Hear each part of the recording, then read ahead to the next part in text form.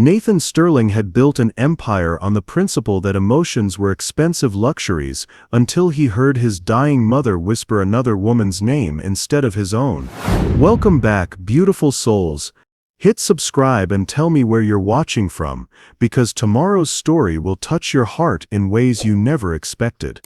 Tonight, a CEO, a dying mother, and a caregiver's secret that changes 3 lives forever. Let's begin. Nathan Sterling's reflection stared back at him from the floor-to-ceiling windows of his corner office, the city sprawling 40 stories below like a circuit board of ambition. His Armani suit was perfectly tailored, his silver watch caught the late afternoon sun, and his phone buzzed with the rhythm of success. Another deal closed, another million earned, another day survived without looking back. Mr. Sterling, his assistant's voice crackled through the intercom, hesitant in that way that meant she was about to mention something he'd been avoiding. Grace Chen called again. About your mother. Nathan's fingers paused over his keyboard. Elena Sterling, 73 years old, living alone in the family mansion with only a nanny for company. A woman he'd spoken to exactly twice in the past 3 months, and both times had ended with her crying and him making excuses about international conference calls.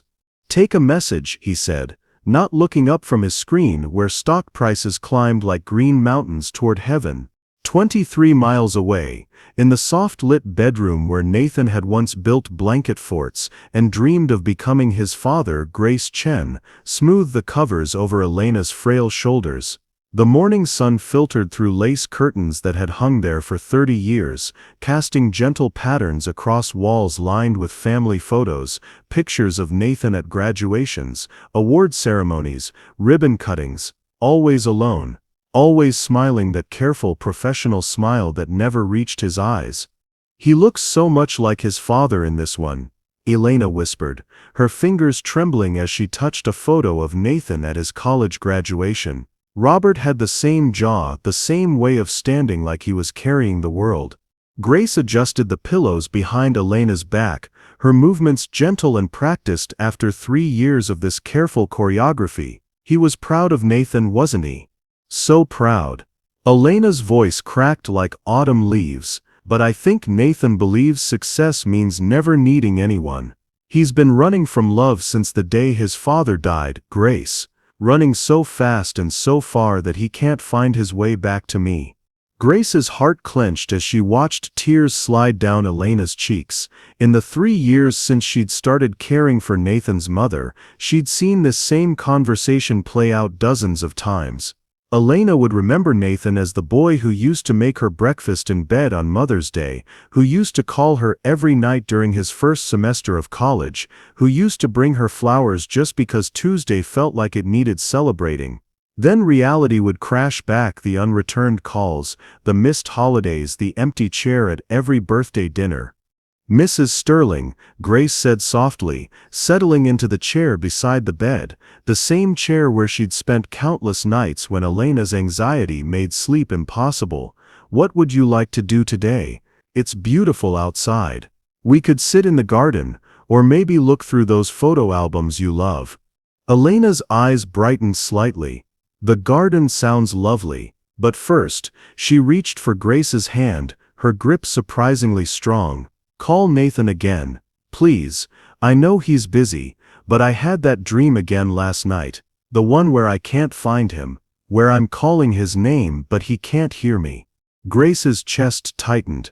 Elena's dreams had been getting more vivid, more desperate. Last week she'd woken up screaming Nathan's name, convinced he was in danger. The doctor said it was common in patients with her condition, the fear of being forgotten becoming as real as physical pain. Of course, Grace said, squeezing Elena's hand, I'll call him right now.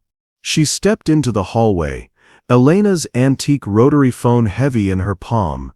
Nathan's office number was programmed into her own phone, but she preferred this old connection. Something about the weight of it, the deliberate act of dialing, made the conversation feel more real, more urgent.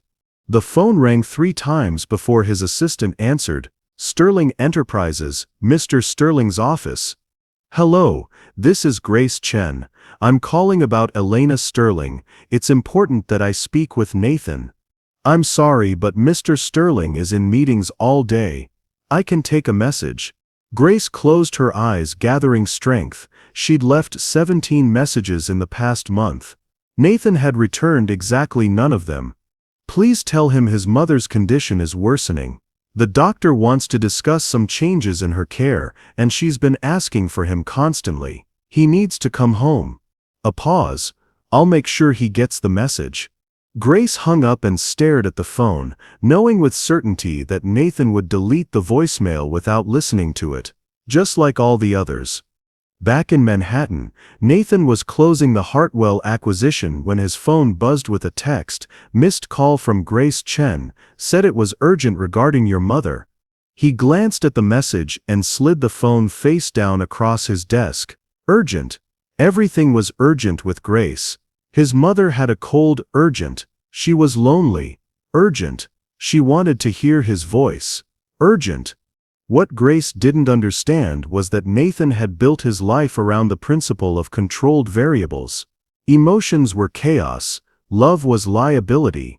The moment he opened that door, the moment he let Elena back into his carefully regulated world, everything would crumble. The empire he'd built on the ashes of his father's death would collapse under the weight of all that unfinished grief. So he did what he always did. He worked later, closed another deal, and convinced himself that success was its own form of love. But in the mansion where he'd learned to walk, where his father had taught him to tie his shoes and his mother had kissed away every scraped knee, Grace was holding Elena while she wept. He doesn't love me anymore, Grace. Elena whispered against Grace's shoulder. I'm just a burden now, just a reminder of everything he's lost. Grace's throat burned with unshed tears. He's afraid, Elena. Some people run from love because it hurts too much to risk losing it again. Elena pulled back, studying Grace's face with eyes that were still sharp despite everything else that was failing. And what about you, dear? What are you running from? Grace's breath caught. In 3 years of caring for Elena, of building a life around someone else's needs, she'd almost forgotten that someone might ask about her own heart. I'm not running, she said quietly. I'm exactly where I need to be. But even as she said it, Grace knew it wasn't entirely true. She wasn't running from love, she was hiding in it. Loving Elena was safe, because Elena couldn't leave her, not the way her parents and brother had. Loving Elena was a gift with no risk of rejection, no possibility of abandonment. What terrified Grace was the truth she'd never admitted to anyone, that somewhere in the past 3 years, she'd started loving Nathan too. The Nathan from Elena's stories, the Nathan from the photographs, the Nathan who existed more in memory than reality. Elena settled back against her pillows, exhaustion making her eyelids heavy. Promise me something, Grace. Anything. If something happens to me, if I can't, promise me you'll make sure Nathan knows he was loved, that his father and we were so proud of the man he became, even if we couldn't find our way back to each other. Grace's hand shook as she smoothed Elena's silver hair. Nothing's going to happen to you. We're going to keep fighting. Remember? You're going to see Nathan graduate from son to father someday. You're going to dance at his wedding. Elena smiled, but her eyes remained sad. Call him again tomorrow, Grace. Keep calling until he comes home. Sometimes love has to be louder than fear. As Elena drifted toward sleep, Grace walked to the window overlooking the garden where Elena had taught Nathan to plant roses, where he'd hidden during thunderstorms, where he'd cried when his father died. The roses were blooming now, white and yellow and deep red, colors that Elena said reminded her of wedding days and new beginnings, and the kind of love that lasts forever. Grace pressed her forehead against the cool glass and made a decision that would change everything. Tomorrow she would call Nathan one more time, but this time she wouldn't ask. This time she would tell him the truth, that his mother was dying, that she was scared, and that no amount of success could heal the wound his absence had carved into Elena's heart. This time she would make him listen. What do you think Nathan's biggest fear is about coming home? Have you ever avoided someone you love because it felt too painful to face them? Share your thoughts below. Sometimes we all need to examine what we're running from. The Sterling mansion looked smaller than Nathan remembered, its Georgian columns weathered by decades of New England winters. He sat in his Tesla for 3 full minutes, engine off, staring at the front door his father had painted navy blue the summer Nathan turned 16. Now it was forest green. Grace's doing probably. Everything about the house felt different, softer somehow, as if someone had taught it how to breathe again. Nathan's phone buzzed with emails from Tokyo, but for once he didn't reach for it. Grace's final voicemail played in his mind on repeat. "Mr. Sterling, your mother collapsed this morning. She's stable, but she keeps asking for you. Please. She needs to see your face." He'd been in the middle of a board meeting when his assistant slipped him the message. The words had hit him like a physical blow, shattering his carefully constructed wall of professional detachment. 23 executives had watched Nathan Sterling, the man who'd once closed a merger during his appendectomy, go completely silent for 47 seconds. Now walking up the stone pathway he'd raced down as a child, Nathan felt 17 again, terrified, guilty, completely unprepared for whatever waited beyond that green door. The house smelled different too, not the sterile, lemony scent of the cleaning service he'd hired, but something warmer, vanilla and lavender, coffee and something baking. Home, his traitorous heart whispered. This is what home smells like. "Mr. Sterling?" Grace appeared at the top of the main staircase, her dark hair pulled back in a simple ponytail, wearing jeans and a soft blue cardigan that made her look younger than her 28 years. She moved with quiet grace down the stairs, and Nathan found himself noticing things he'd missed during their brief, awkward encounters over the years. The way she touched the banister like she belonged here, the genuine relief in her eyes at seeing him.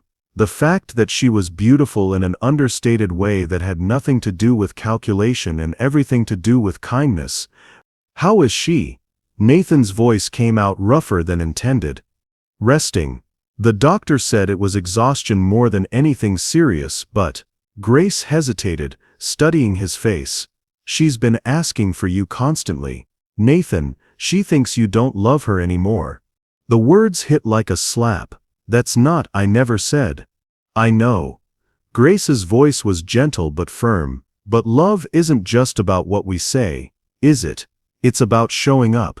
And you haven't been showing up." Nathan bristled at the quiet accusation.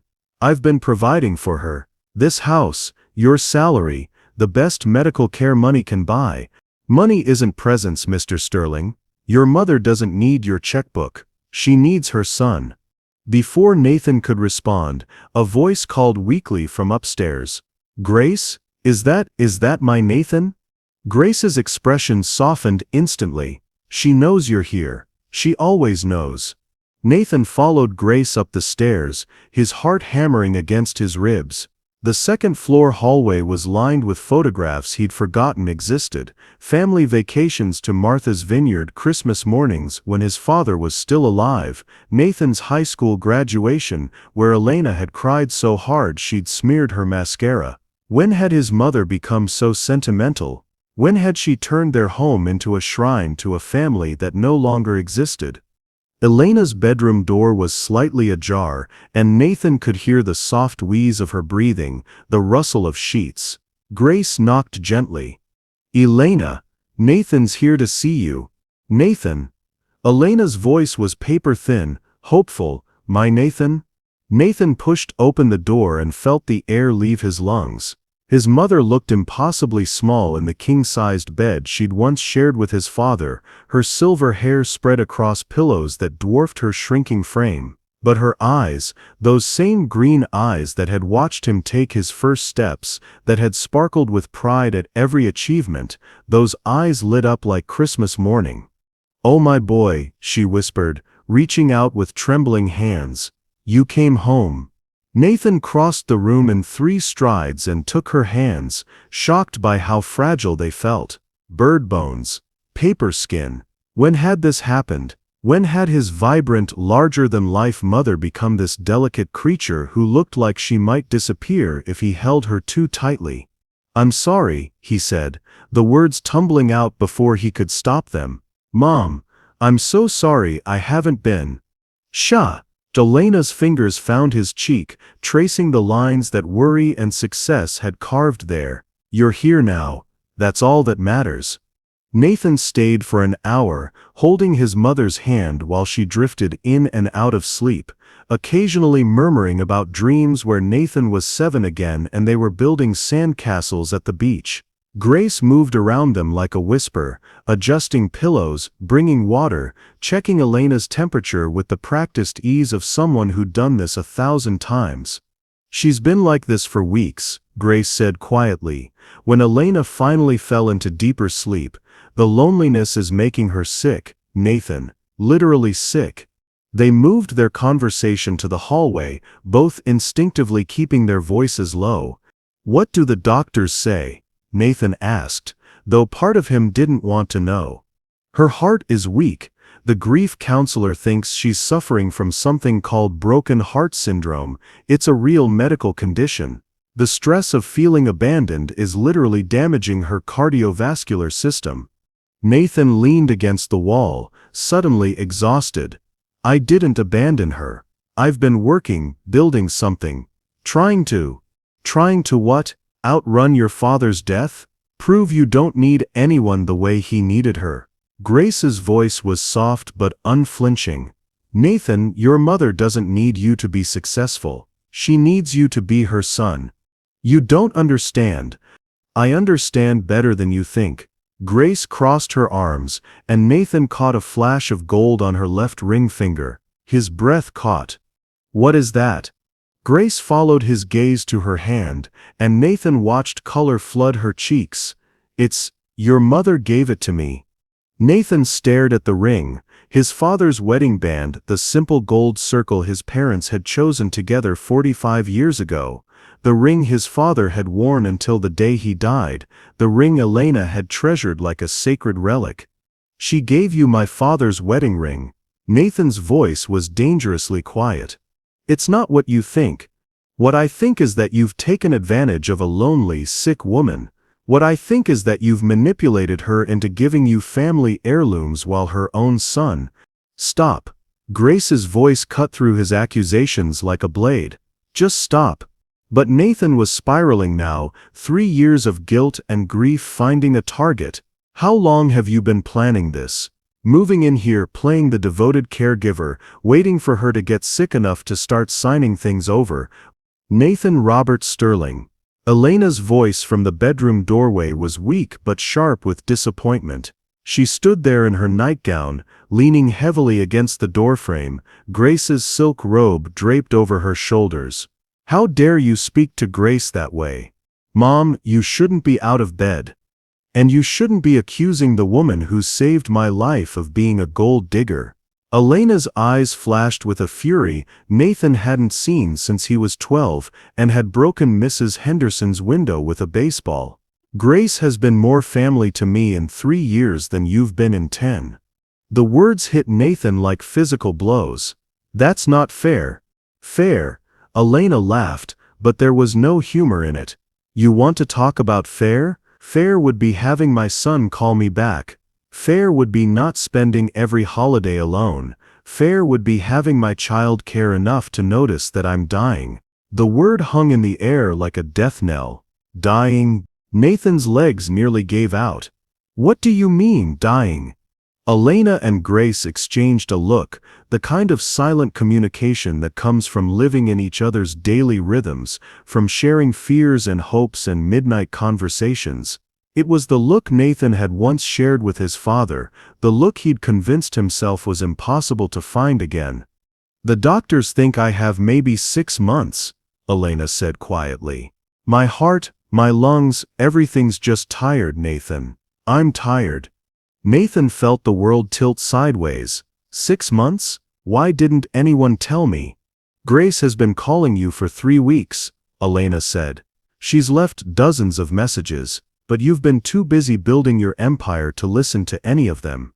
Nathan looked at Grace, seeing her clearly for the first time. Not the scheming caregiver he'd imagined, but a young woman who'd been carrying the weight of his mother's illness alone. A woman who'd been trying to give him the chance to say goodbye while there was still time. "I gave Grace that ring," Elena continued, her voice growing stronger with each word, "because she promised me she'd never leave. Because when I wake up screaming from nightmares about losing everyone I love, she's there. When I can't remember how to work the coffee machine or what day it is, she's patient. When I cry because I miss your father so much I can't breathe, she holds me until the pain passes." Elena moved slowly toward Nathan, and he saw Grace tense, ready to catch her if she fell. "I gave her that ring because Grace Chen loves me the way a daughter loves her mother, unconditionally. Without expecting anything in return, without running away when love gets complicated or scary or inconvenient." Nathan's throat burned. "Mom? I gave her that ring," Elena said, reaching up to touch Nathan's face, "because I wanted someone in this family to understand what real love looks like. And I was praying that maybe she could teach you." Elena's knees buckled then, and both Nathan and Grace reached for her simultaneously. For a moment, all three of them were connected, holding each other up in the hallway where Nathan had once raced toy cars and Grace had spent countless nights pacing with a restless, frightened woman who just wanted her son to come home. "I need to lie down," Elena whispered. They helped her back to bed, Grace adjusting pillows while Nathan pulled the covers up to his mother's chin.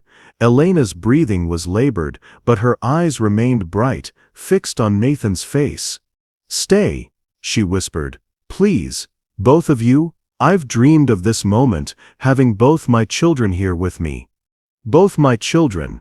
Nathan looked across the bed at Grace, who was smoothing Elena's hair with infinite tenderness. Grace Chen, who'd been living in his house, caring for his mother, holding his family together while he built walls around his heart high enough to keep out every messy, painful, beautiful thing that made life worth living. "Grace," Elena murmured, her eyelids growing heavy, "sing me that song. The one your mother used to sing." Grace's voice, soft and clear, filled the room with a Chinese lullaby Nathan didn't recognize but somehow understood. It spoke of protection, of love that transcends language, of promises that survive even death. And as Nathan listened to this stranger, this woman who'd somehow become family while he wasn't paying attention, sing his dying mother to sleep, he realized the shocking secret wasn't what he'd thought at all. The shocking secret was that he'd found them too late. The shocking secret was that Grace had already given his mother everything Nathan had been too afraid to offer. The shocking secret was that he was the outsider now, looking in at a love he'd forfeited through years of careful, calculated distance. Elena's breathing deepened, and Grace's song faded to a whisper. Nathan stared at his mother's peaceful face, at Grace's gentle hands still stroking Elena's hair, at the ring that caught the lamplight, and threw back memories of all the love he'd run from. "Grace," he said quietly. She looked up, her dark eyes reflecting the same exhaustion and grief he felt in his bones. "Thank you," he said, meaning it more than he'd ever meant anything in his life.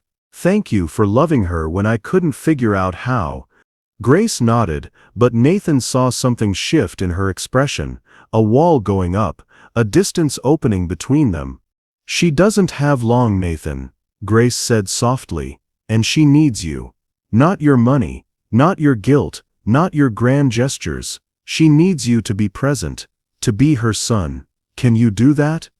Nathan looked down at his mother's sleeping face, at the woman who'd loved him before he knew what love was, who'd forgiven him for every mistake, who was dying while he'd been playing corporate games. "I don't know how," he admitted.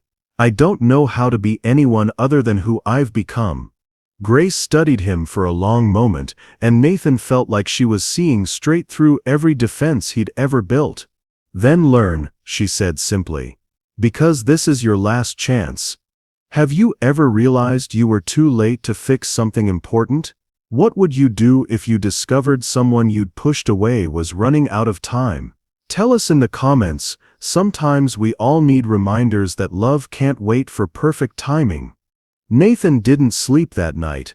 He sat in his childhood bedroom, the same room where he'd once built model airplanes and dreamed of following in his father's footsteps, staring at financial reports that might as well have been written in Sanskrit.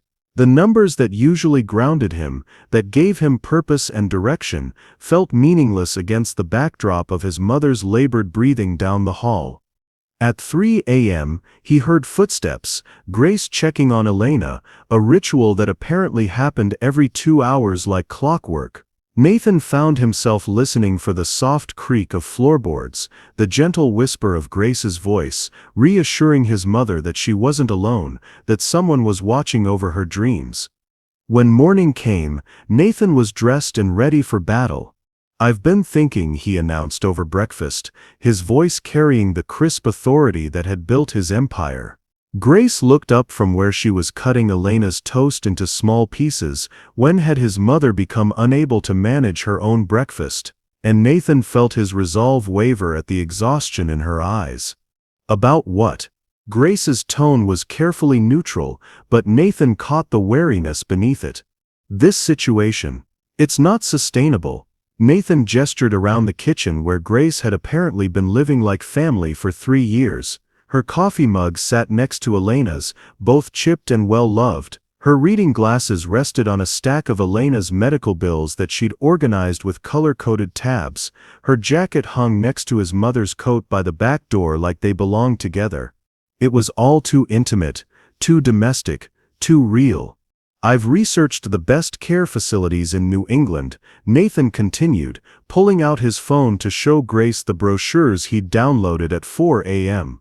"Brookhaven Manor has a waiting list, but I have connections. They specialize in cardiac patients, and their staff-to-resident ratio is exceptional. Mom would have round-the-clock medical supervision, social activities, physical therapy." "No." Elena's voice from the doorway was quiet but absolute. Nathan turned to see his mother standing there in the robe Grace had helped her choose, soft lavender cotton that made her silver hair look luminous instead of faded. She looked fragile as spun glass, but her eyes held the same steely determination that had once convinced a young Nathan he could be anything he wanted to be. "Mom, you haven't heard all the details. Brookhaven has gardens, art therapy, even a piano." "I said no, Nathan." Elena moved slowly to her chair at the kitchen table, Grace instantly appearing at her elbow to steady her. "I'm not leaving my home, I'm not leaving Grace." Nathan felt frustration rise in his chest like floodwater. "This house is too big for you now. The stairs are dangerous. The medical equipment you need is already here," Grace said quietly. "We've made accommodations. The first-floor powder room has been converted to a full bathroom with safety features. I moved a bed into the library, so Elena doesn't have to use the stairs on bad days. We have everything she needs." "What about what I need?" The words exploded out of Nathan before he could stop them. "What about the fact that I can't work, can't think, can't function knowing that my mother is dying in this house where my father—" He cut himself off, but the damage was done. The truth hung in the air like smoke. Nathan wasn't trying to help his mother. He was trying to save himself from having to watch love die in the same place where he'd learned what loss felt like. Elena's face softened with understanding that made Nathan's chest ache. "Oh, my darling boy, you're still that 17-year-old, aren't you? Still running from this house because it reminds you of everything we lost." "I'm not running from anything. I'm being practical, rational. Grace is wonderful, but she's not a medical professional." "I was pre-med," Grace said quietly. "Before, I had 1 year left of nursing school." When she paused, her hands stilling on Elena's breakfast plate. "When my family died, Elena encouraged me to finish my degree through online programs. I graduate in 3 months." Nathan stared at her. 3 years of assumptions crumbled in an instant. Grace wasn't just a caregiver who'd gotten lucky, she was a trained medical professional who'd put her own life on hold to care for his mother. That doesn't change the facts, Nathan said, but his voice had lost its edge. Mom needs more care than one person can provide. What happens when you get sick? What happens if there's an emergency? What happens when... He couldn't finish the sentence. What happens when she dies and you leave, and I'm alone with all this grief I don't know how to carry? Grace seemed to read his unspoken fear. Nathan, I'm not going anywhere. Even when Elena doesn't need physical care anymore, this will always be my home. Elena made me promise.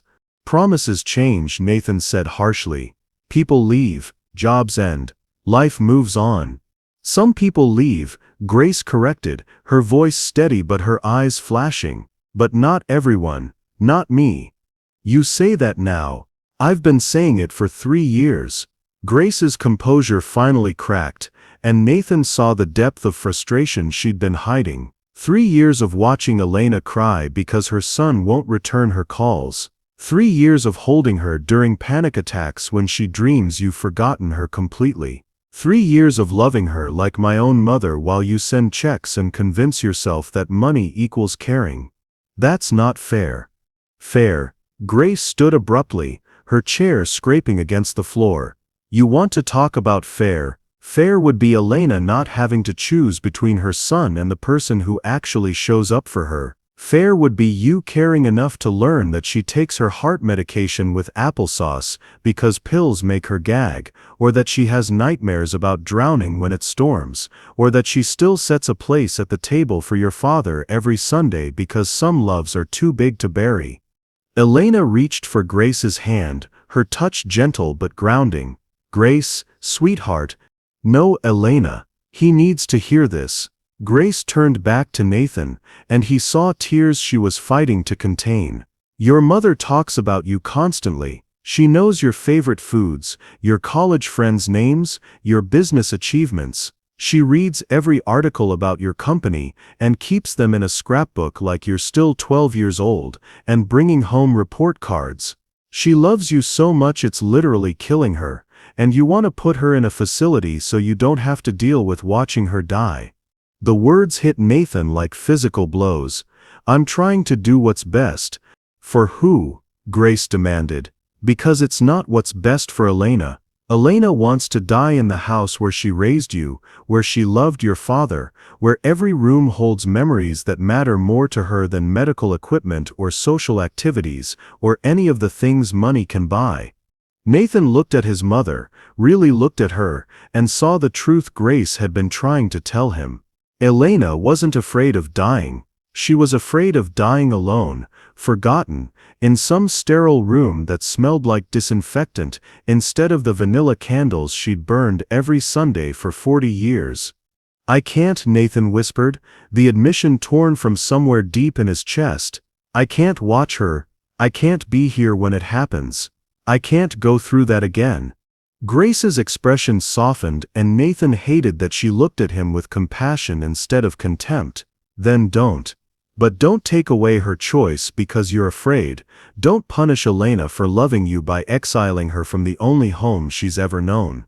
Elena struggled to her feet, both Nathan and Grace reaching to steady her. She looked impossibly small standing between them, but her voice carried the authority of a woman who'd raised a stubborn son and learned when to be gentle and when to be firm. Nathan, she said, reaching up to cup his cheek, I'm not asking you to watch me die. I'm asking you to help me live.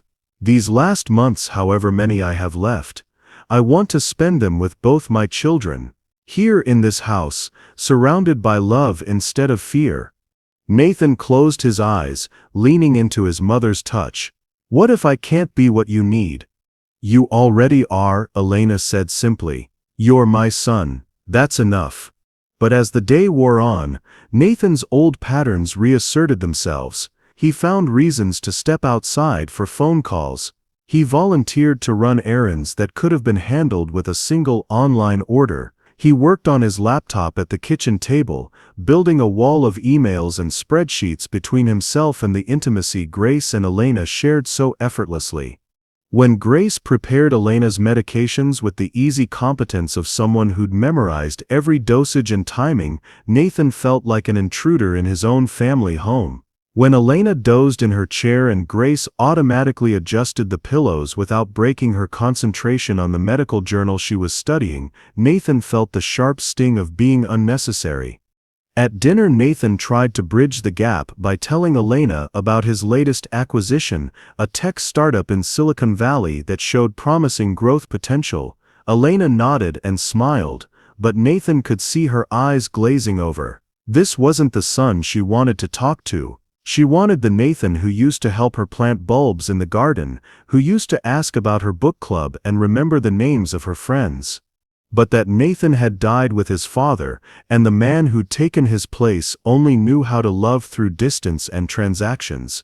"I should head back to the city tomorrow," Nathan said over dessert, apple pie that Grace had apparently learned to make from Elena's own recipe. "I have meetings, deadlines." "Of course you do," Elena said quietly, but Nathan heard the disappointment she tried to hide. Grace said nothing, but Nathan felt her disapproval like a physical presence. "It's just for a few days," Nathan added, already knowing it was a lie. "I'll come back this weekend." "Will you?" Grace asked, her voice carefully neutral. "Yes," but even as Nathan said it, he was already planning his escape. He'd hire the best private care nurses money could buy, he'd set up a medical monitoring system, he'd do everything except the one thing his mother actually wanted: stay. That night, Nathan lay in bed listening to the familiar sounds of the house settling, Grace's soft footsteps checking on Elena, the whispered conversations that sometimes carried through the walls.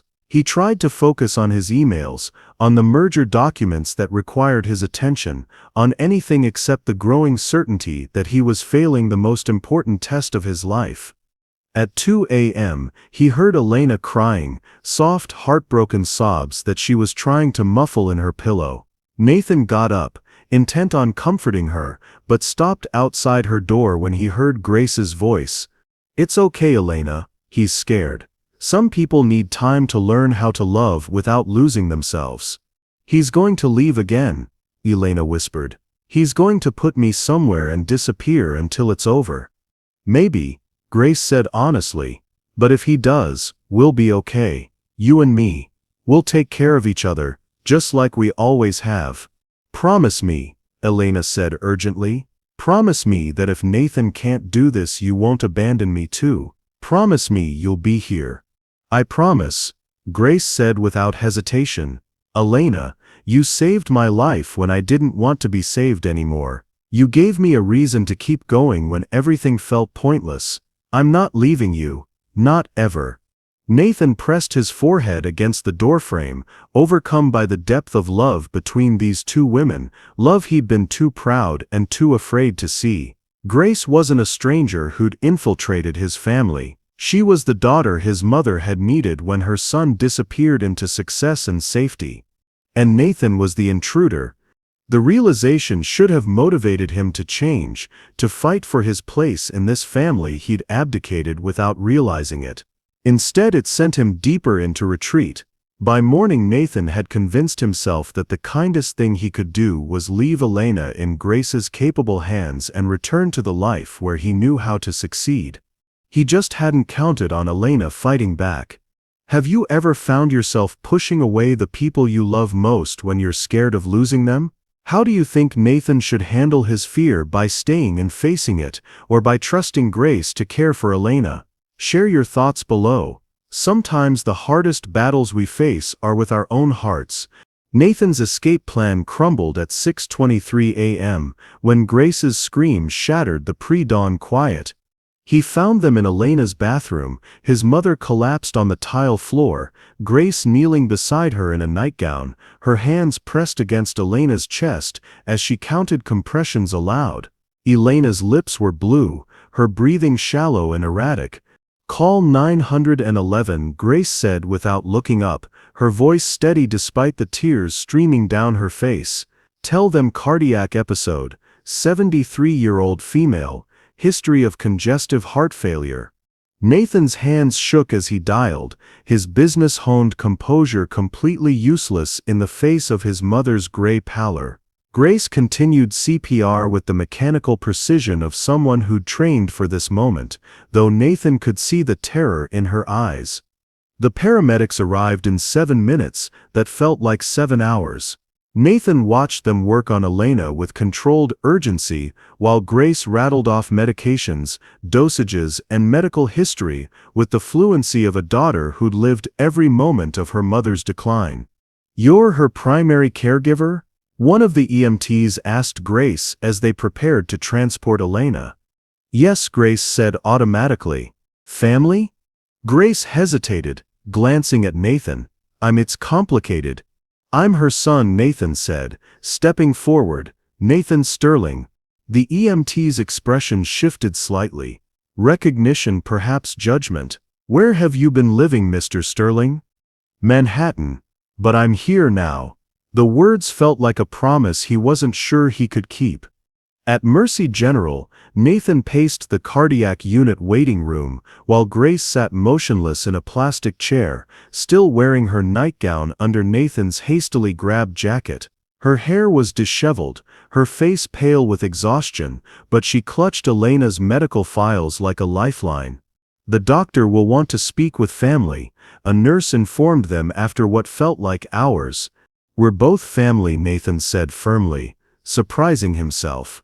Dr. Patricia Reeves was a woman in her 50s, with kind eyes and the no-nonsense manner of someone who delivered life-and-death news daily. "Elena's stable," she said, and Nathan felt his knees nearly give out with relief. "But this was a significant event. Her heart is severely weakened."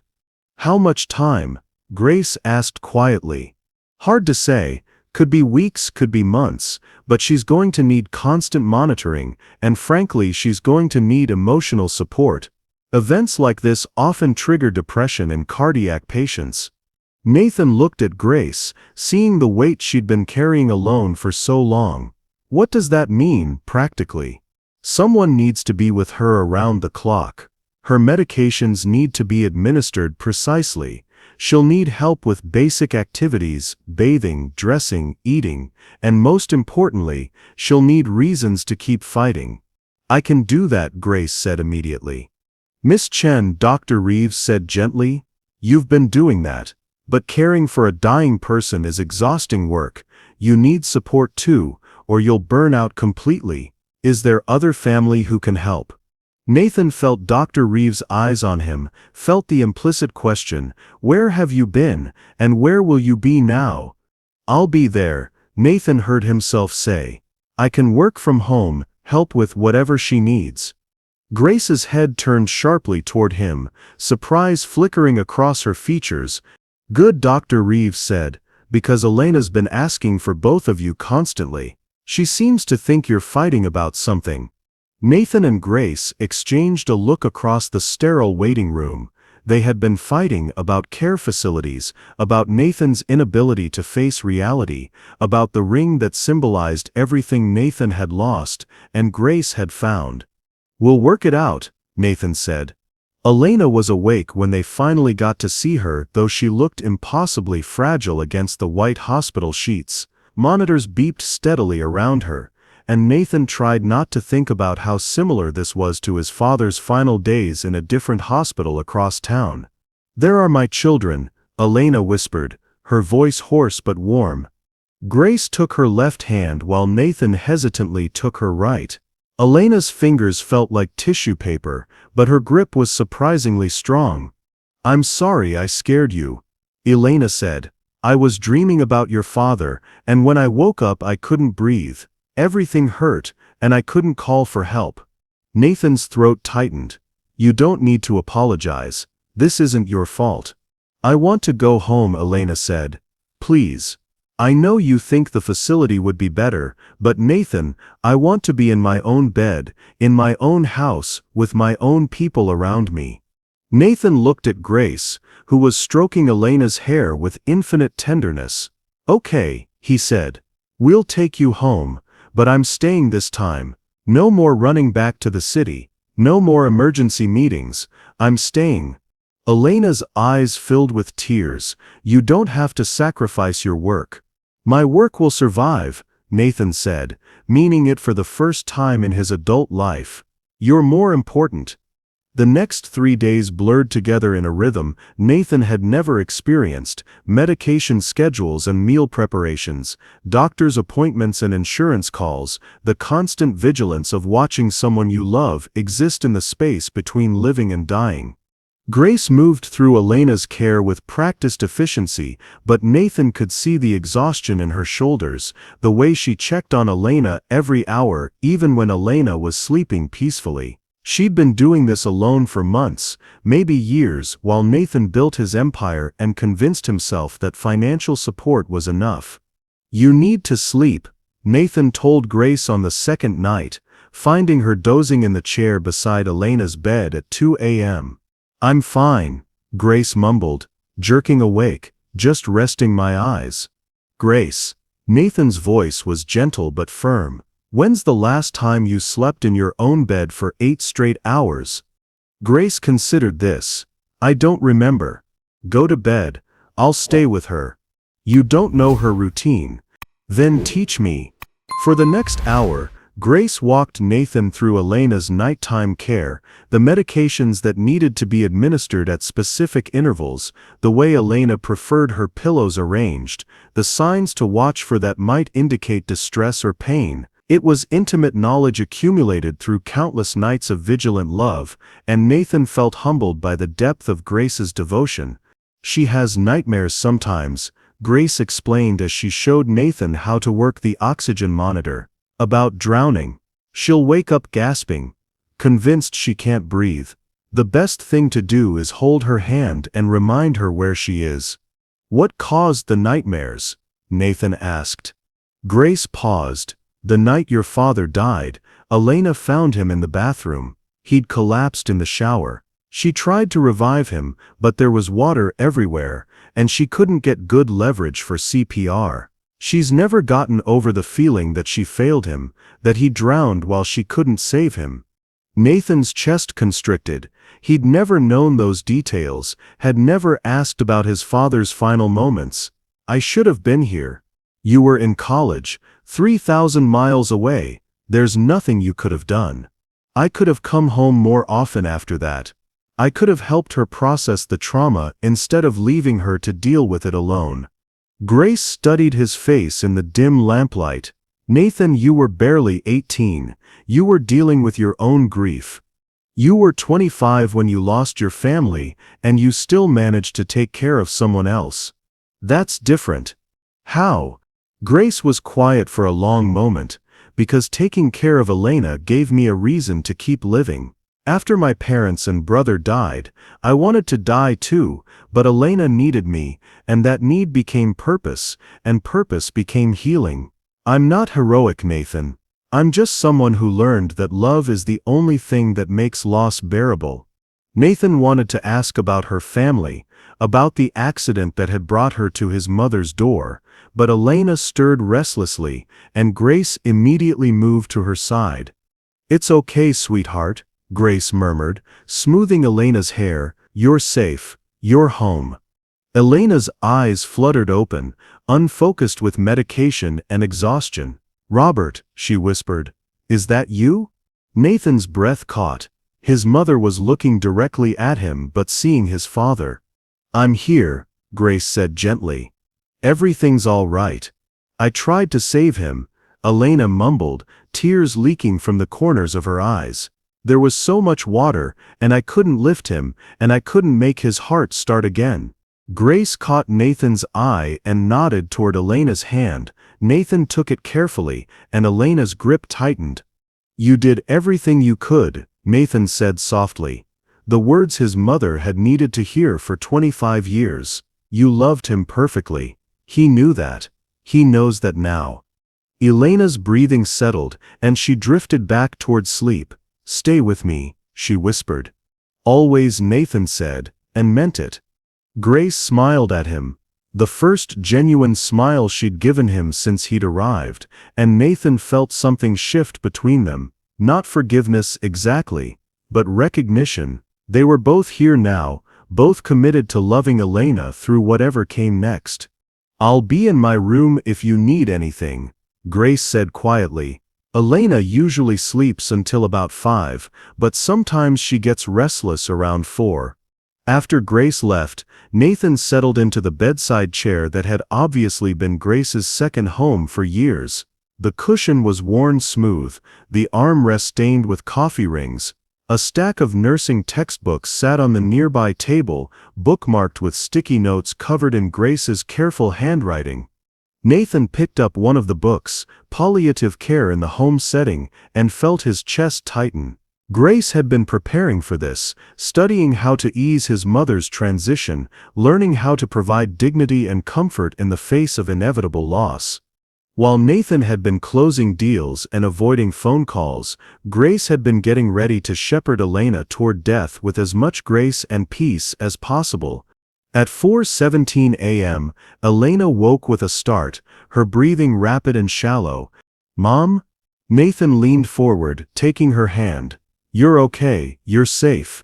Elena looked around the room wildly, her eyes finally focusing on Nathan's face. "Nathan, you're still here." "I'm still here. I'm not going anywhere." Elena's breathing slowed. "I dreamed you left again. I dreamed I woke up and you were gone." "That's not going to happen," Nathan said firmly. "I'm staying, Mom, for as long as you need me." Elena squeezed his hand. "What about your work? Your important meetings?" Nathan thought about his phone, which had been buzzing constantly with messages from his assistant, his board members, his clients. 3 days ago, those messages had felt urgent, vital, the heartbeat of his carefully constructed life. Now they felt like noise. "My work will wait," Nathan said. "You're what's important now." Elena smiled, and Nathan saw an echo of the woman who'd bandaged his scraped knees and cheered at his Little League games and believed he could conquer the world if he just remembered to be kind while he was doing it. "Grace is wonderful, isn't she?" Elena said drowsily. Nathan glanced toward the hallway where Grace had disappeared hours ago. "Yes, she is. She loves you, you know." Nathan's heart stopped. "What?" But Elena had drifted back to sleep, leaving Nathan alone with words that changed everything. Grace loved him? How was that possible? They barely knew each other. They'd spent more time arguing than talking. He'd accused her of manipulation and gold digging, had tried to ship his mother off to a facility against Grace's gentle protests. But as Nathan sat in the pre-dawn quiet, watching his mother sleep peacefully for the first time in days, he began to see the past 3 years differently. Grace calling him constantly, not to complain or demand, but to give him chances to be present. Grace organizing Elena's medical files, not to control the situation, but to make sure Nathan would have everything he needed when he finally came home. Grace wearing his father's ring, not as a symbol of taking Nathan's place, but as a promise to love Elena the way family should love each other, completely without conditions, without escape clauses. Nathan had spent his adult life believing that love was a transaction, that care was a business arrangement, that family was an obligation to be managed from a distance. Grace had been showing him something entirely different, that love was presence, that care was service, that family was whoever chose to show up when showing up was hard. As morning light began to filter through Elena's bedroom windows, Nathan made a decision that would have terrified him a week ago. He was going to learn how to love the way Grace loved, with his whole heart, without reservation, without the safety net of emotional distance. He was going to fight for his place in this family. And he was going to find out if Elena was right about Grace's feelings, because somewhere in the past 3 days of shared vigils and whispered conversations, Nathan had discovered something that scared and thrilled him in equal measure. He was falling in love with Grace Chen. Nathan found Grace in his father's study at dawn, surrounded by manila folders and medical journals, her laptop open to what looked like insurance forms. She'd changed from her nightgown into jeans and a soft gray sweater, but her hair was still mussed from sleep, and there were deep circles under her eyes that spoke of too many nights like the one they'd just shared. "You should be resting," Nathan said from the doorway. Grace looked up, startled. She'd been so absorbed in her work that she hadn't heard him approach. "Elena's insurance is fighting the at-home nursing care coverage. I'm trying to find alternative options that won't bankrupt." She stopped abruptly, color flooding her cheeks. "Sorry, that's not your concern." "Yes, it is." Nathan entered the study, the room where his father had taught him chess, where they'd read together on Sunday afternoons, where Nathan had once felt safe enough to dream out loud. "Grace, I need to ask you something, and I need you to be honest." Grace saved her work and closed the laptop, giving him her full attention. "Okay. How long have you been paying for Mom's medical expenses yourself?" Grace's silence was answer enough. Nathan sat heavily in his father's old leather chair, the pieces falling into place with sickening clarity. "The medication that isn't covered by insurance, the physical therapy equipment, the special dietary supplements Dr. Martinez recommended. You've been covering everything she needed that I was too absent to notice. Your mother has savings." Had savings. Past tense. Nathan pulled out his phone and showed Grace the financial reports he'd finally reviewed. "I've been tracking her accounts since yesterday. Mom's been supplementing your salary from her retirement funds because she thinks you deserve more than I've been paying you. She's been buying you thank you gifts, expensive ones because she feels guilty about how much you do for her. And you've been taking your paycheck and putting most of it right back into her care." Grace's hands twisted in her lap. "She's family, Nathan. You don't keep receipts when you're loving family. You do when you're living on graduate student loans and working for someone who was too selfish to pay you what you were worth." Nathan leaned forward. "Grace, I looked up comparable salaries for live-in medical care. I've been paying you about 60% of the going rate. I never asked for more. Because you're not mercenary. Because you were never here for the money." Nathan's voice broke slightly. "God, Grace, I accused you of taking advantage of her, and you've been bankrupt yourselves to keep her comfortable." Grace stood abruptly, moving to the window that overlooked Elena's rose garden. "Money isn't why I stayed, Nathan." "Then why? And don't tell me it's just because she needed you. There are other patients, other families who need care. Why my mother? Why this house? Why did you choose to build your life around a stranger's dying?" Grace was quiet for so long that Nathan thought she wouldn't answer. When she finally spoke, her voice was barely above a whisper. "Because she saved me from drowning." Nathan waited, sensing that pushing would only make Grace retreat further into whatever painful memory she was accessing. 3 years ago, I was supposed to graduate from nursing school in May," Grace continued, still facing the window. "I had a job lined up at Boston Children's Hospital. I was going to specialize in pediatric oncology because my little brother had leukemia, and I wanted to help other families navigate what we'd been through." Nathan's chest tightened. Had leukemia. Past tense. Danny was in remission, Grace said, her breath fogging the glass. 2 years cancer-free. My parents were finally sleeping through the night again, finally talking about things other than treatment schedules and insurance battles. We were planning a family vacation for the first time since Danny's diagnosis, Disney World, because he'd missed being a normal kid for so long. Grace pressed her forehead against the window, and Nathan saw her shoulders tremble. March 15th.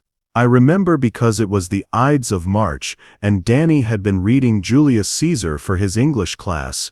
He made this joke about betrayal and assassination, and we all laughed because Danny making jokes felt like the most normal thing in the world.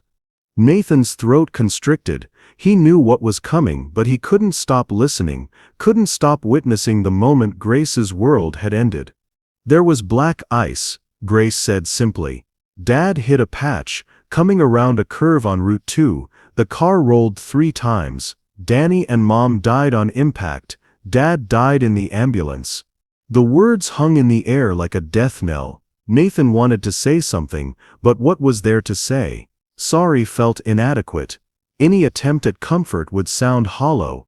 I was supposed to be in that car, Grace continued. I was supposed to go with them to Danny's follow-up appointment.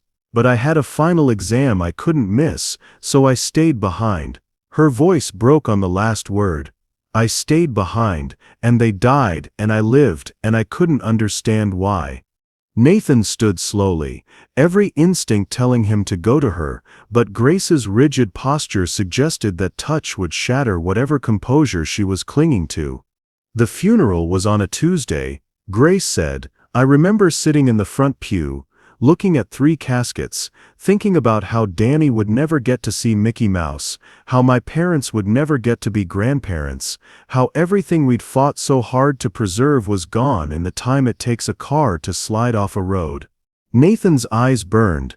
Grace, I couldn't go back to school, couldn't face learning how to save other people's children when I couldn't save my own family. I dropped out 3 weeks before graduation and spent 2 months sitting in my apartment, eating cereal for every meal and watching the same Friends episodes over and over, because anything new felt too overwhelming. Grace finally turned from the window, and Nathan saw tears streaming down her face. Then Mrs. Patterson from the temp agency called about a family that needed immediate live-in care for an elderly woman whose son was too busy with work to provide adequate attention. She said the woman was sweet but lonely, that she'd been through 3 caregivers in 6 months because she was difficult to please. Nathan winced, recognizing his own neglect in that description. I almost said no. I wasn't qualified, wasn't trained for elder care, wasn't sure I could handle someone else's grief when I couldn't handle my own. But Mrs. Patterson said the woman was desperate, that her son would pay well for someone willing to start immediately, and I needed the money to pay off Danny's medical bills. So you came here? Grace nodded. I expected to find a demanding invalid who would fire me within a week.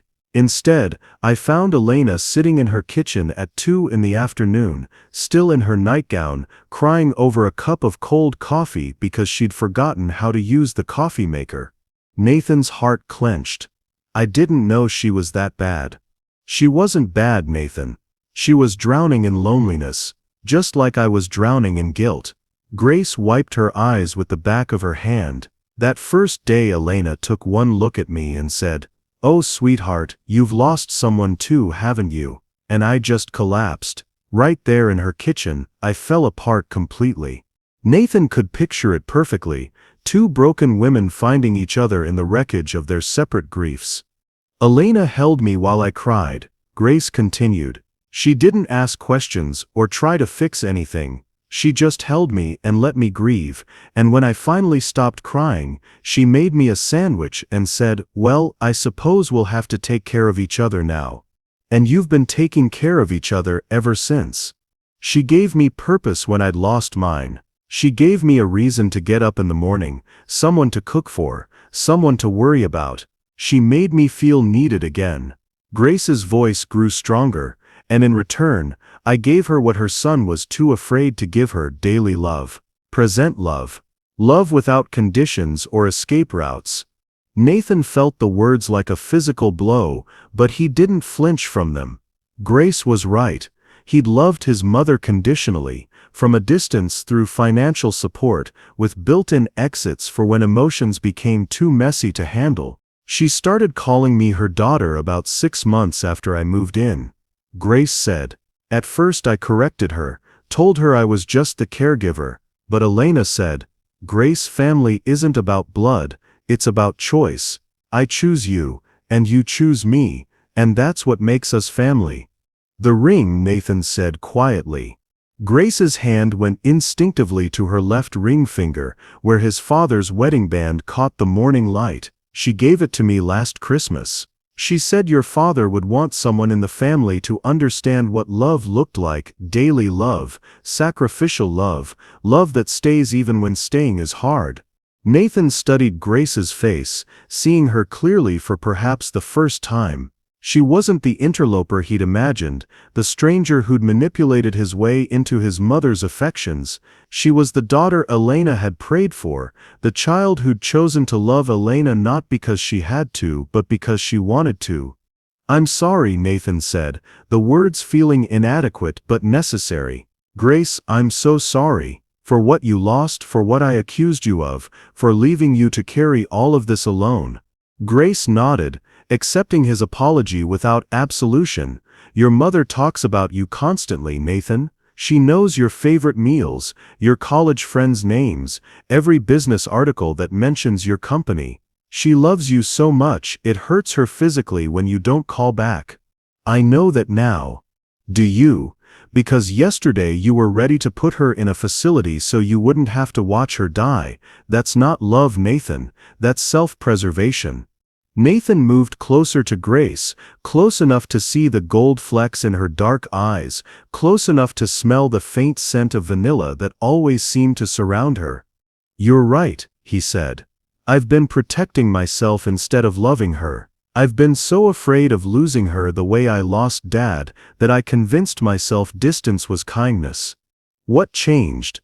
Nathan thought about the past few days, watching Grace care for Elena with infinite patience, seeing the depth of love between these two women he'd been too blind to recognize, realizing that his mother had found a daughter while he'd been playing emotional hide-and-seek. "You changed everything," Nathan said honestly. "Watching you love her without reservation, without fear, without conditions, it showed me what I've been missing, what she's been missing."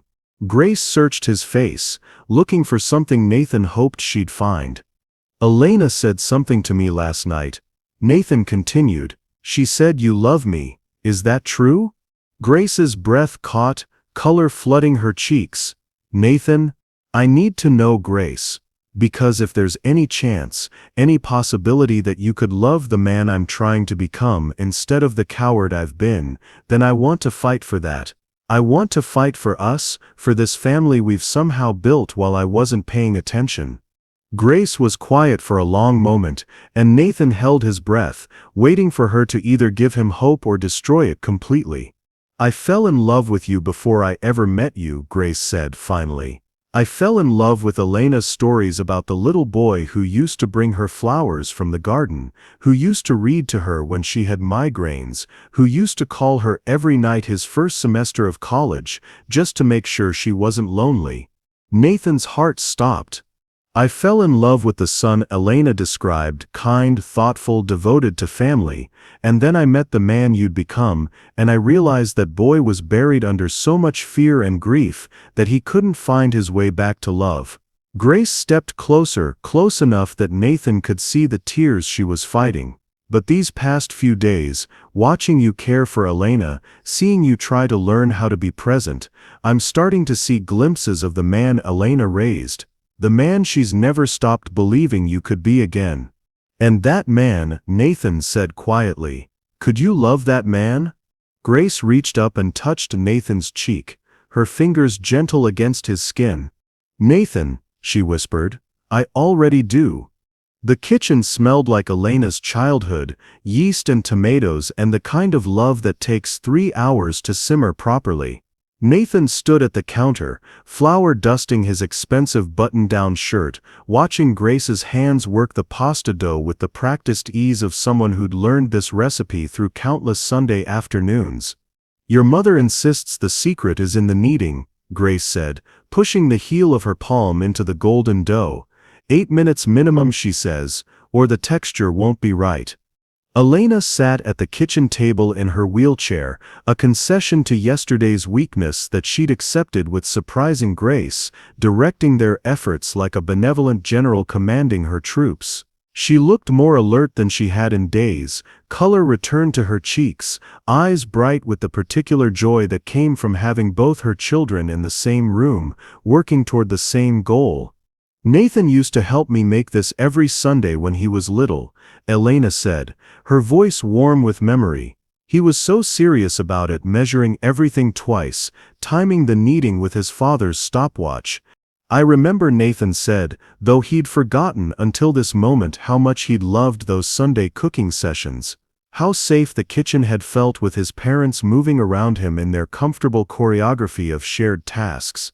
Dad always said you couldn't make good pasta without putting love in the dough. Your father was a romantic, Elena said with a laugh that sounded like silver bells. He told me that the first time he tried to impress me with his cooking, burned the sauce, undercooked the noodles, but he said it with such conviction that I fell in love with him right there at the stove. Grace smiled at the story, and Nathan found himself studying the curve of her mouth, the way her eyes crinkled when she was genuinely happy. They'd been dancing around each other all morning, accidental touches when they reached for the same ingredient, lingering glances when Elena was distracted. Conversations layered with meaning that had nothing to do with marinara sauce and everything to do with the confession Grace had made in his father's study. I already do.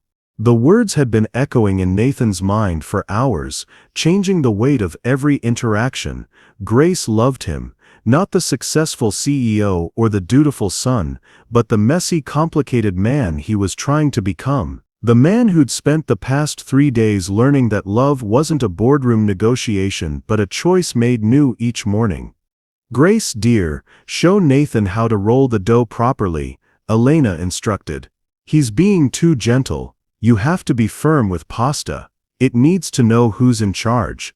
Grace moved to stand behind Nathan, her body warm against his back, as she placed her hands over his on the rolling pin. Like this, she murmured, her breath tickling his ear. Even pressure, steady strokes. Nathan's concentration scattered entirely.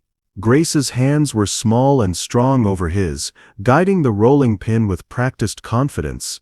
He could feel the slight tremor in her fingers, the way her breathing changed when their bodies touched, and he knew she was as affected by their proximity as he was. "Better?" Nathan asked, his voice rougher than he intended. Much, Grace whispered, but she didn't step away immediately. For a moment they stood frozen in place, the kitchen spinning around them, Elena's chatter fading into background noise. "Oh, for heaven's sake," Elena said with exasperated fondness. "If you two are going to moon over each other, at least do it properly. Nathan, take Grace's hands and tell her she's beautiful. Grace, stop pretending you don't want him to." "Elena," Grace stepped back quickly, her cheeks flaming. Nathan turned to face her, suddenly bold in the way that only complete emotional honesty could make a man. "You are beautiful, Grace. The most beautiful woman I've ever seen." "I'm covered in flour and wearing Elena's old apron," Grace protested, but Nathan could see the pleased surprise in her eyes. "You're perfect," Nathan said simply. "Especially covered in flour and wearing Mom's old apron." Elena clapped her hands together with delight. "Finally, I was beginning to think you were both blind. Grace has been in love with you for 2 years, Nathan, and you've been too busy building your empire to notice that you've had a queen waiting right here at home." 2 years. Nathan looked at Grace, who was studiously avoiding his gaze. "Elena exaggerates," Grace mumbled, but Nathan caught the truth in her embarrassment. 2 years, Elena repeated firmly. "Ever since that Christmas when you called to cancel dinner because of some emergency in Singapore." Grace spent the whole evening trying to comfort me, but I could see she was just as disappointed as I was. That's when I knew she loved you, not just as my caregiver who wanted me to be happy, but as a woman who'd been hoping to spend Christmas with the man she'd fallen for through stories and photographs.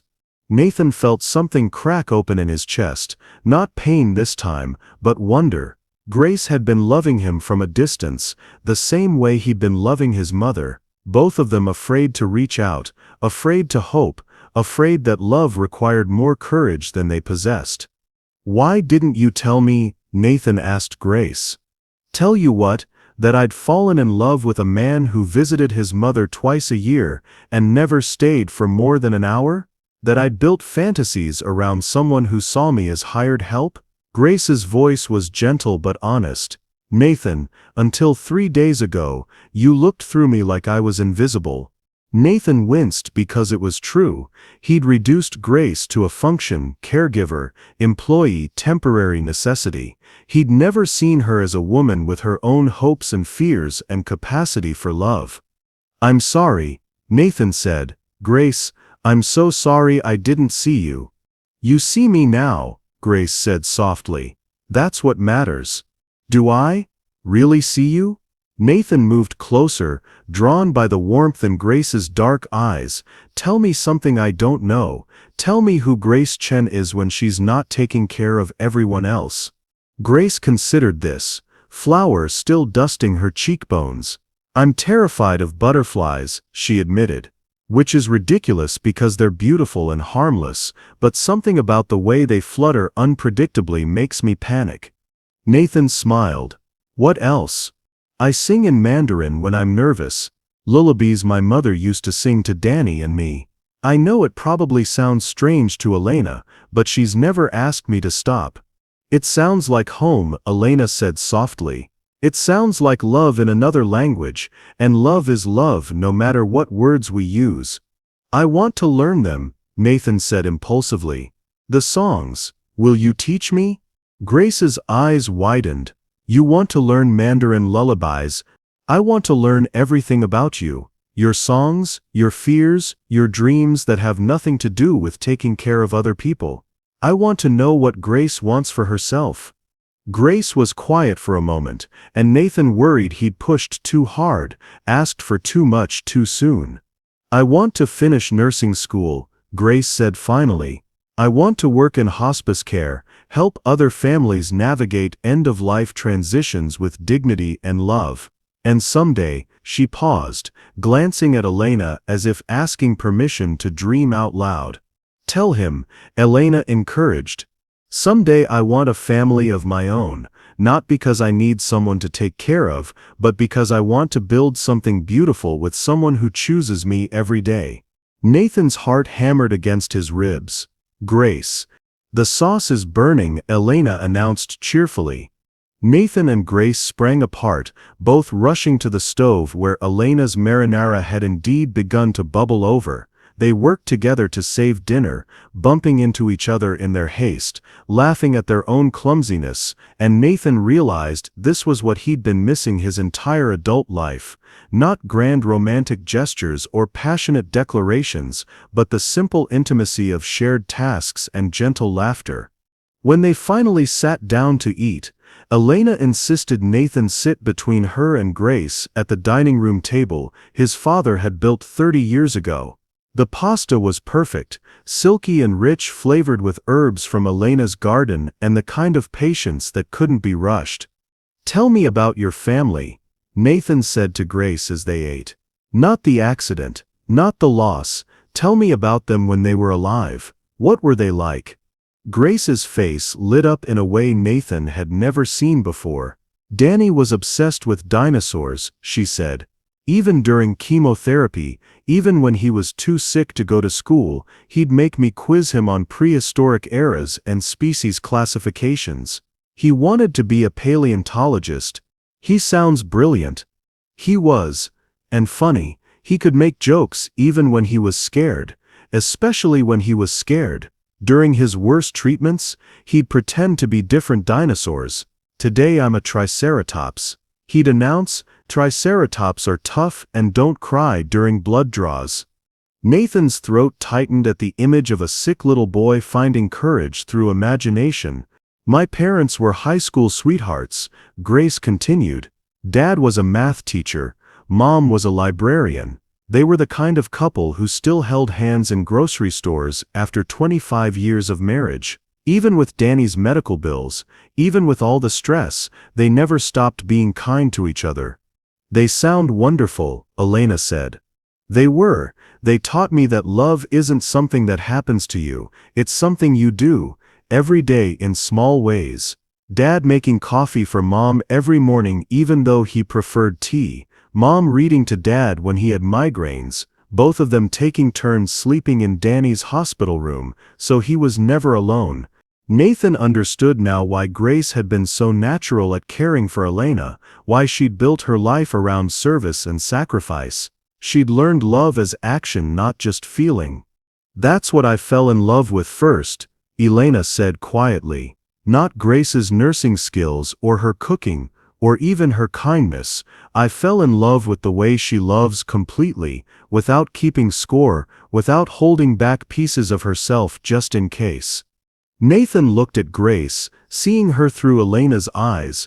Grace had given her whole heart to a dying woman she'd met through a temp agency. She'd rebuilt her life around someone else's needs, not because she was codependent or lost, but because she understood that love was meant to be poured out freely. "I want to love like that," Nathan said, the admission surprising him with its honesty. "You already do," Grace said softly. "You just forgot for a while." After dinner, Elena insisted they watch old family movies, home videos from Nathan's childhood that Grace had helped her digitize. They curled up on the living room couch, Elena between Nathan and Grace, watching 8-year-old Nathan lose his first tooth, and 14-year-old Nathan score a goal in soccer, and 17-year-old Nathan graduate from high school with tears of pride streaming down both his parents' faces. "Look how happy you were," Grace murmured during a scene of Nathan and his father building a treehouse. "You had such joy." Nathan watched his younger self hammer nails with complete concentration, his father's hands steady and patient as he guided Nathan's efforts. "I'd forgotten," Nathan admitted. "I'd forgotten that I used to be happy." "You can be happy again," Elena said, her head resting against Nathan's shoulder. "Both of you. You can build something beautiful together." As the evening wound down and Elena grew tired, Nathan and Grace helped her to bed with the easy coordination they'd developed over the past few days. Elena kissed them both goodnight. Nathan on the forehead like he was 8 years old again, Grace on the cheek like the daughter she'd claimed her to be. "Sweet dreams, my loves," Elena whispered. "Thank you for the perfect day." Alone in the hallway outside Elena's room, Nathan and Grace found themselves uncertain for the first time all day. The confessions, the shared cooking, the intimate dinner, everything had led to this moment of possibility, but neither seemed sure how to cross the final distance between them. "Grace," Nathan said softly.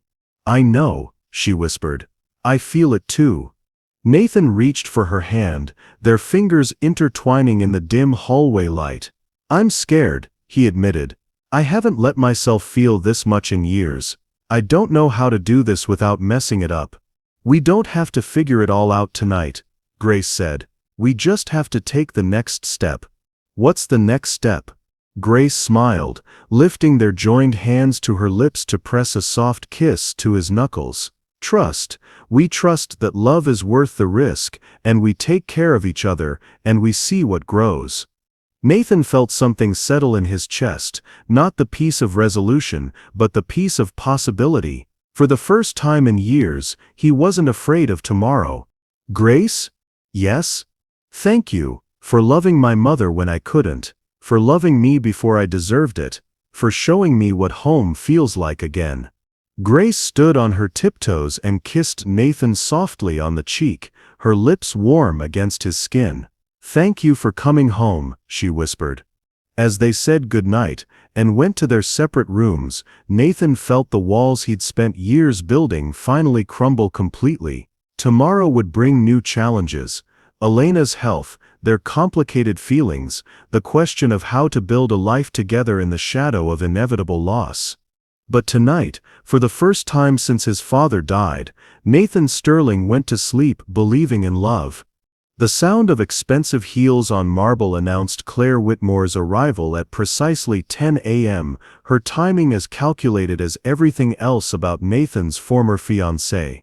Nathan heard her voice in the foyer, crisp, authoritative, completely out of place in the soft domesticity Grace and Elena had created.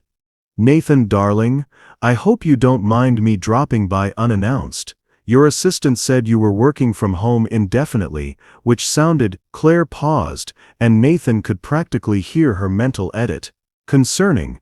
Nathan found Claire in the living room, her platinum blonde hair perfectly styled despite the early hour, her designer suit immaculate as always. She looked like she belonged in his Manhattan penthouse or his corner office, anywhere but in the room where Elena's knitting sat half-finished in a basket and Grace's nursing textbooks were stacked on the coffee table. "Claire." Nathan's greeting was carefully neutral. "What are you doing here?" "Rescuing you, apparently." Claire's smile was sharp as winter sunlight. "Nathan, when you disappeared from the Heartfelt closing without explanation, people noticed. Important people. Your board is asking questions." "I told them it was a family emergency." "Yes. Well, family emergencies are supposed to be temporary crises, not extended sabbaticals." Claire's gaze swept the living room, taking in the medical equipment that had been discreetly integrated into Elena's daily life. The photographs Grace had helped Elena organize and display, the fresh flowers Grace brought in from the garden every morning. "Though I can see why you might want to stay, this is all very cozy." There was something in Claire's tone that made Nathan's spine stiffen. "My mother is dying, Claire. I'm not taking a vacation." "Of course not." Claire's expression softened into what Nathan recognized as her sympathy face, the one she wore during charity galas when discussing unfortunate causes. "But Nathan, you can't sacrifice your entire career for this. There are professionals who handle these situations. Facilities that specialize in end-of-life care.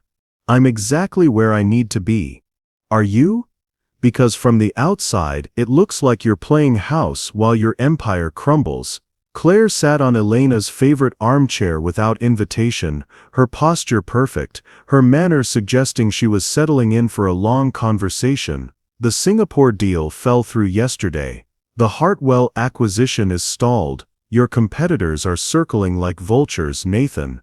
Nathan felt a familiar twist of anxiety in his chest, the old fear that stepping away from work meant losing everything he'd built. But it was weaker now, muffled by something stronger, the memory of Elena's face lighting up when he'd helped her with breakfast this morning, the sound of Grace singing while she organized medications, the simple peace of being present in his own life.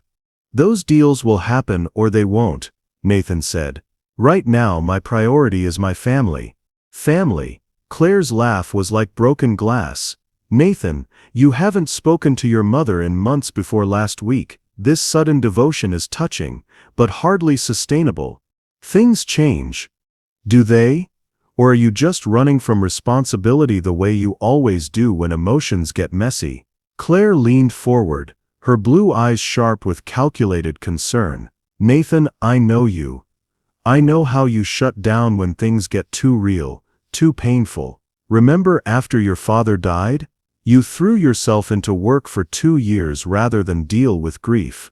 This is just the opposite extreme." Nathan's jaw clenched. Claire wasn't entirely wrong. He had used work to avoid processing his father's death. But what she couldn't understand was that being here, caring for Elena, learning to love without reservation, this wasn't avoidance. This was the opposite of everything he'd been running from. "My mother needs me here." "Your mother needs professional care, Nathan. Not a son playing nurse." Claire's voice turned gentle, almost seductive. "Come back to the city with me. We'll hire the best hospice care money can buy, visit on weekends. You can be a good son without destroying everything else." "I'm not playing nurse. Grace is—" "Ah yes, Grace." Claire's mask slipped slightly, revealing something harder underneath. "Your mother's companion. I'd love to meet her." As if summoned by Claire's words, Grace appeared in the doorway, Elena's lunch tray in her hands. She was wearing jeans and one of Nathan's old college sweatshirts. When had she started wearing his clothes, her hair pulled back in a messy ponytail? She looked young and beautiful, and completely unprepared for Claire Whitmore's particular brand of warfare. "I'm sorry to interrupt," Grace said politely. "Elena's asking for you, Nathan. She wants to show you something in the photo albums." "How sweet," Claire said, standing with fluid grace. "You must be Grace. I'm Claire Whitmore, Nathan's fiancée." The words hit the room like a physical blow. Nathan saw Grace flinch, saw color drain from her face, saw her hands tighten on the lunch tray. "Ex-fiancée?" Nathan corrected sharply, but the damage was already done. Grace's expression had shuddered, all the warmth and openness from yesterday's cooking session replaced by careful professional distance. Of course, Claire smiled. I keep forgetting we haven't made the reconciliation official yet. Nathan stared at Claire, recognizing the calculated cruelty beneath her perfect smile. She'd researched the situation before coming here, had somehow discovered Grace's importance, and decided to neutralize the threat with surgical precision. There's no reconciliation, Claire, Nathan said firmly. We ended things months ago. Did we? Because I remember you saying you needed time to handle family obligations, and then we could discuss our future. Claire moved closer to Nathan, her hand finding his arm with possessive familiarity. Well, you've handled them. Time to come home. Grace set Elena's lunch tray on the side table with movements that were too controlled, too careful. I'll tell Elena you'll be up in a moment, she said to Nathan without meeting his eyes. Grace, wait? But Grace was already gone, disappearing up the stairs with the silent efficiency she'd perfected over 3 years of making herself invisible when Nathan's real life intruded. She seems nice, Claire said with faux brightness. A bit attached, perhaps? I hope she understands that whatever arrangement you've had here is temporary. What arrangement? Oh, Nathan. Claire's voice carried condescending affection. You've always been naive about women. It's obvious she's developed feelings, completely inappropriate, of course, but understandable given the circumstances. Isolation, proximity, your natural charm. These situations often become complicated. Nathan felt rage building in his chest, not just at Claire's dismissive assessment of Grace, but at the casual way she'd devastated a woman whose only crime was loving his family when he'd been too afraid to love them himself. Grace isn't some woman, Claire. She's been caring for my mother for 3 years. She's family. She's the help, Nathan. Devoted help, I'm sure, but help, nonetheless. Claire's tone turned brisk, businesslike. Which brings up an important point. If you insist on keeping your mother at home, we'll need to establish proper boundaries. Grace will need to understand that when you and I are married, her role will be strictly professional. No more cozy family dinners or whatever domestic fantasy she's been indulging. When we're married? Nathan's voice was dangerously quiet. Don't be dramatic, darling. We both know you're going to come to your senses. This little detour has been educational, I'm sure, but it's time to return to reality. Claire smoothed her skirt, her manner suggesting the matter was settled. I've already spoken to Brookhaven Manor. They have an opening next week. The words exploded out of Nathan like a gunshot. Get out. Claire blinked, startled. Excuse me? Get out of my house. Get out of my life. Whatever we had is over, Claire. Permanently, irrevocably over. Nathan, you're being emotional. Yes, I am. I'm being emotional about the woman I love, about the mother I almost lost, about the life I want to build with people who actually matter to me. Nathan moved toward the door, his meaning clear. Grace isn't the help, Claire. She's the woman I'm going to marry, if she'll have me after the way you just treated her. Claire's composure cracked completely. You're choosing her? A nobody from nowhere with no connections, no family, no future beyond playing nursemaid to dying old women. Nathan turned back, his eyes blazing with fury. I'm choosing love, Claire. Something you wouldn't recognize if it came with a price tag and a pedigree. But as Claire's heels clicked across the marble foyer and her Mercedes disappeared down the driveway, Nathan realized the damage was already done. Upstairs, Grace was probably packing, convinced that she'd been right all along, that Nathan would never choose her over his real life, that she was temporary help in a world where people like Claire belonged. Nathan took the stairs 3 at a time, but Elena's room was empty. He found Grace in her own bedroom, clothes folded neatly in her small suitcase, moving with the mechanical precision of someone trying not to think about what they were doing. Grace, stop. She didn't look up. Elena's lunch is on the table beside her bed, her afternoon medications are in the blue pill organizer, Dr. Martinez wants to see her Thursday at 2. Grace, please. I've called the agency. They'll send someone by tomorrow morning. I'll stay until then, of course. I wouldn't leave Elena without proper care. Nathan felt his heart breaking. You're not just Elena's caregiver, you're family. Grace's hands stilled on a blue sweater, Elena's Christmas gift to her last year. I'm the help, Nathan. Your fiancée made that very clear. Ex-fiancée. And she was wrong. Was she?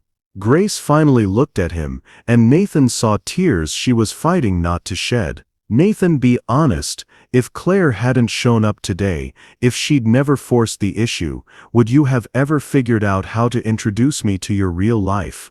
Would I have ever been anything more than the woman who takes care of your mother in this house where you come to hide from your actual responsibilities? Nathan opened his mouth to protest, then realized with sickening clarity that he couldn't answer immediately. The hesitation lasted only seconds, but it was long enough for Grace to see the truth. He hadn't thought that far ahead. He'd been living in the bubble of these few days, letting himself believe that love could exist in isolation from the rest of his life. I see, Grace said quietly, and Nathan heard his own cowardice reflected in her voice. Grace, I was going to… What? Take me to corporate dinners? Introduce me to your board, as your mother's former nanny who's now your girlfriend. Bring me to charity galas where people like Claire can explain exactly why I don't belong in your world. Nathan's silence was answer enough.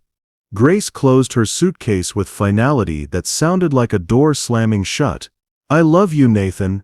I love you enough to want you to be happy, even if that happiness doesn't include me.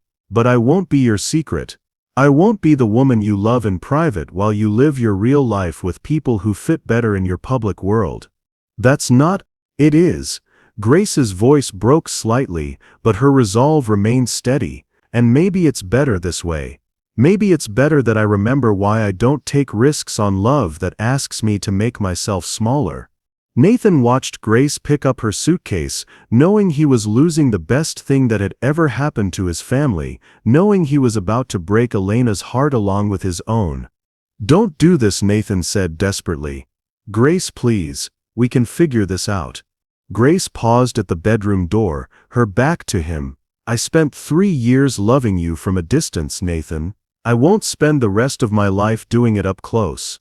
And then she was gone, her footsteps echoing down the hallway toward Elena's room to say goodbye to the woman who'd saved her life by letting her love without reservation. Nathan stood alone in Grace's empty bedroom, surrounded by the absence of a woman who'd taught him how to love and whom he'd lost because he still didn't know how to love courageously. From down the hall he could hear Elena crying, the broken, desperate sobs of a mother watching her family shatter again, just when she dared to hope it might finally heal. Nathan found himself in his father's study at 3 in the morning, staring at a half-empty glass of scotch and a resignation letter he'd written and deleted 17 times. The house felt cavernous without Grace's quiet presence, without the soft sounds of her checking on Elena, without the sense that someone who actually belonged here was keeping watch over the people they loved. Elena had cried herself to sleep. Nathan had held her while she sobbed about losing her daughter, about watching love slip away because people were too afraid to fight for it. Her words had been arrows, each one finding its mark in Nathan's heart. I thought you'd learn, Nathan. I thought you'd finally learned that love is worth the risk. But he hadn't learned. When Claire had walked into his house with her casual cruelty and her assumption of belonging, Nathan had frozen, not because he wanted Claire back, that ship had sailed months ago, but because facing the reality of choosing Grace meant facing all the ways his life would have to change. Grace deserved better than a man who needed perfect circumstances to love her properly. Nathan's phone buzzed with another message from his board member, the 15th since Claire had apparently called an emergency meeting to discuss his compromised judgment and unprofessional conduct. His empire was indeed crumbling, just as Claire had predicted. Stock prices were dropping. Competitors were circling. The company he'd built was bleeding out while he sat in his father's chair, trying to figure out how he'd managed to lose everything that actually mattered while protecting everything that didn't. A soft knock interrupted his spiral of self-recrimination. Nathan looked up to see Elena in the doorway, leaning heavily on her walker but determined to reach him. "Mom, you should be sleeping." "So should you." Elena made her way slowly to the chair across from his father's desk, the same chair where she'd once helped Nathan with homework, where she'd listened to his teenage heartbreaks, where she'd tried to comfort him after his father's funeral. "We need to talk." Nathan set down his scotch, giving Elena his full attention. She looked impossibly frail in her nightgown and robe, but her eyes held the same steel that had carried her through 45 years of marriage, single motherhood after his father's death, and 3 years of hoping her son would find his way home. "I'm dying, Nathan," Elena said without preamble. "We both know it, and I don't have time for subtlety, so I'm going to tell you some hard truths and you're going to listen." Nathan nodded, bracing himself. "You are your father's son in all the best ways. You're intelligent, ambitious, capable of building something meaningful, but you're also your father's son in the ways that nearly destroyed our marriage." Elena's voice was steady, but Nathan could see the effort it took. "Your father was terrified of emotional vulnerability, terrified of needing anyone, terrified of being seen as weak or dependent. It took him 15 years to learn that strength isn't the absence of need, it's the courage to need someone and trust them with that need." Nathan's throat constricted. Dad seemed so confident, so sure of everything. "In business, yes. In love?" Elena shook her head. "Your father almost lost me twice because he couldn't believe that I might love him for who he was rather than who he thought he should be. The first time was when you were 3 and he got laid off from the accounting firm. Instead of telling me, he took freelance jobs at night and pretended everything was fine for 6 months. I found out when the bank called about missed mortgage payments." Nathan stared at his mother, this piece of family history completely new to him. "The second time was after his heart attack when you were in college. He was so ashamed of being weak, so afraid I'd see him as less of a man, that he pushed me away completely. We almost divorced, Nathan. After 22 years of marriage, we almost threw it all away because your father couldn't trust that I loved him enough to love him through imperfection." "What changed?" Elena smiled, though tears were streaming down her cheeks. "He got tired of being alone in his own life. He got tired of protecting himself from imaginary rejections while missing out on real love. One morning he woke up and realized that the worst thing that could happen wasn't me seeing his flaws, it was dying without ever letting me love all of him, even the broken parts." Nathan felt the words settle in his chest like stones. "And Grace?" "Grace is the woman who spent 3 years loving you through stories, Nathan. She fell in love with your kindness, your loyalty, your capacity for devotion, all the things your father's fear kept hidden from the world." Elena leaned forward, her eyes intense. "That woman has seen you at your worst, spoiled, angry, accusatory, and she still chose to love you. What more proof do you need that she's not going anywhere?" "But Claire was right about one thing," Nathan said quietly. "Grace doesn't fit in my world. The corporate dinners, the charity galas, the board meetings where image matters as much as performance. Then change your world." Elena's words cut through Nathan's excuses like a blade. "Nathan, you built that world as a fortress against pain. But Grace isn't trying to storm your castle, she's offering to help you build something better, something real." Nathan thought about Grace's dreams, finishing nursing school, working in hospice care, helping other families navigate end-of-life transitions with dignity and love. She'd never asked him to change anything about his life. She'd simply loved the parts of him that were real, and waited for him to decide if that was enough. "What if I mess it up? What if I can't be what she needs?" "Then you learn, you fail, you apologize, you try again." Elena's voice grew stronger, as if talking about love was giving her energy. Nathan, Grace doesn't need you to be perfect. She needs you to be present. She needs you to choose her not just in private moments, but in public ones. She needs you to fight for her the way she's been fighting for us.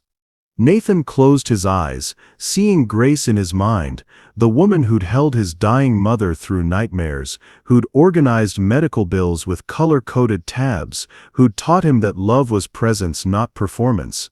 The woman who'd looked at him yesterday with such hope, such trust, such willingness to build something beautiful together. The woman who'd walked away because he'd hesitated when she'd needed him to be certain. She's gone, Mom. I had my chance, and I blew it.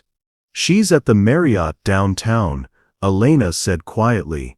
Room 247. I called her this afternoon. Nathan's eyes snapped open. You called her?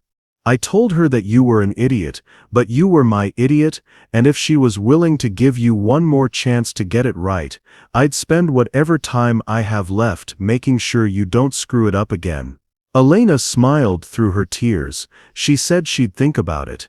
Nathan felt something uncurl in his chest, not quite hope, but the possibility of hope.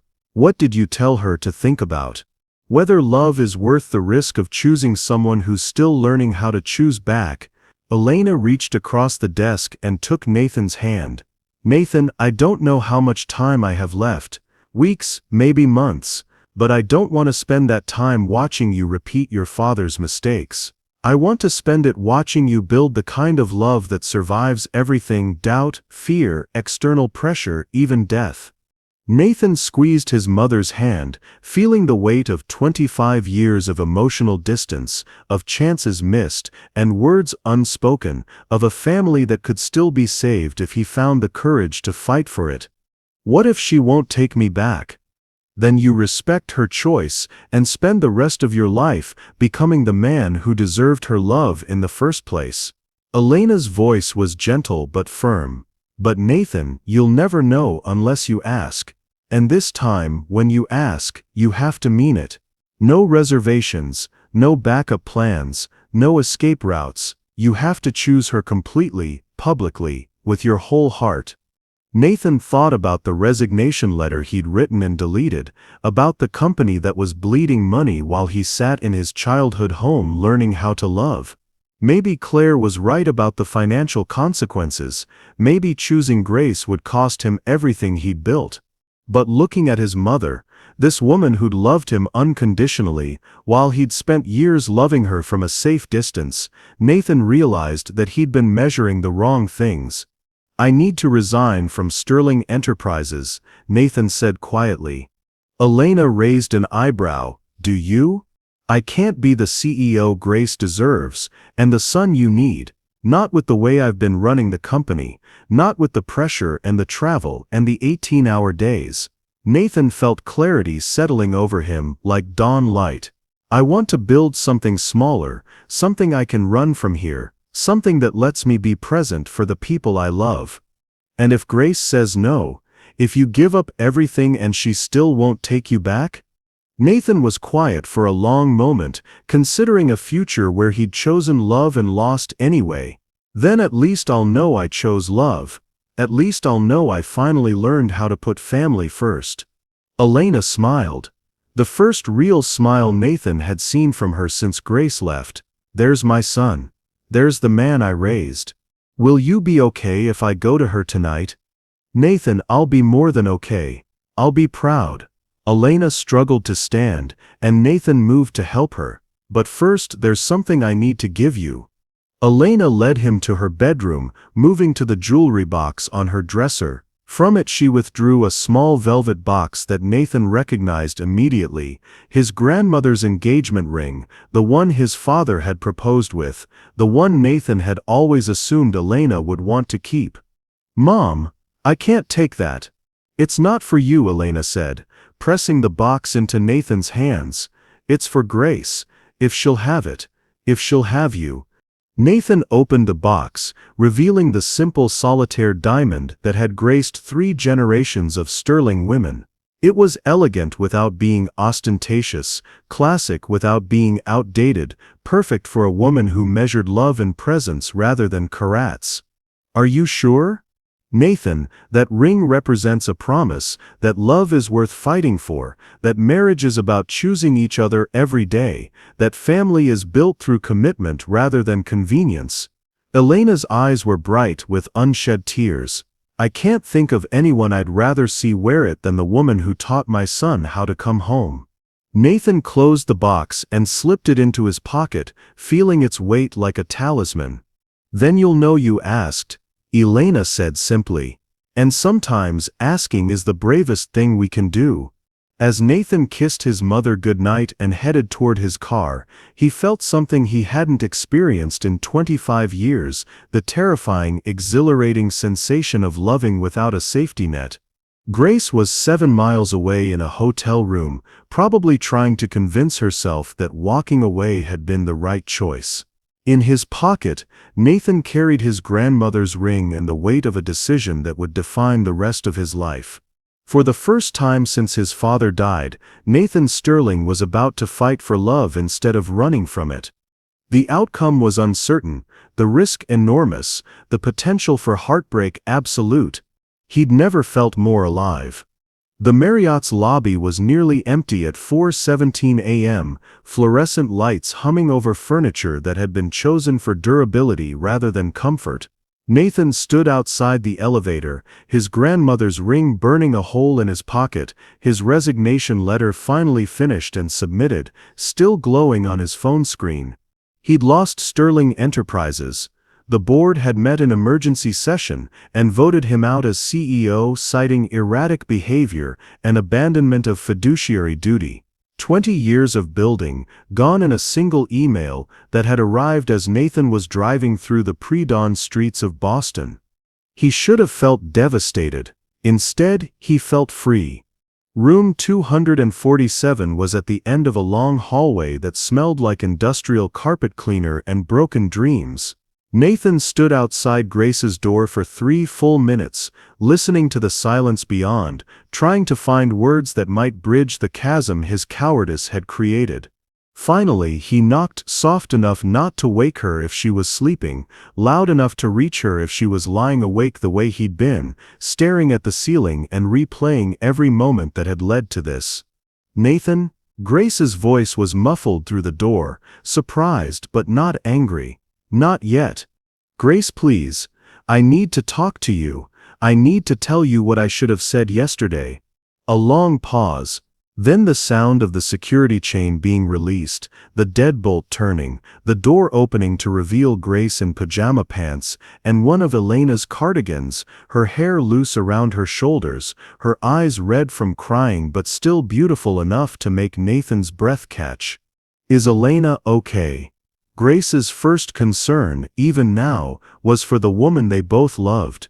She's sleeping. She misses you. We both miss you.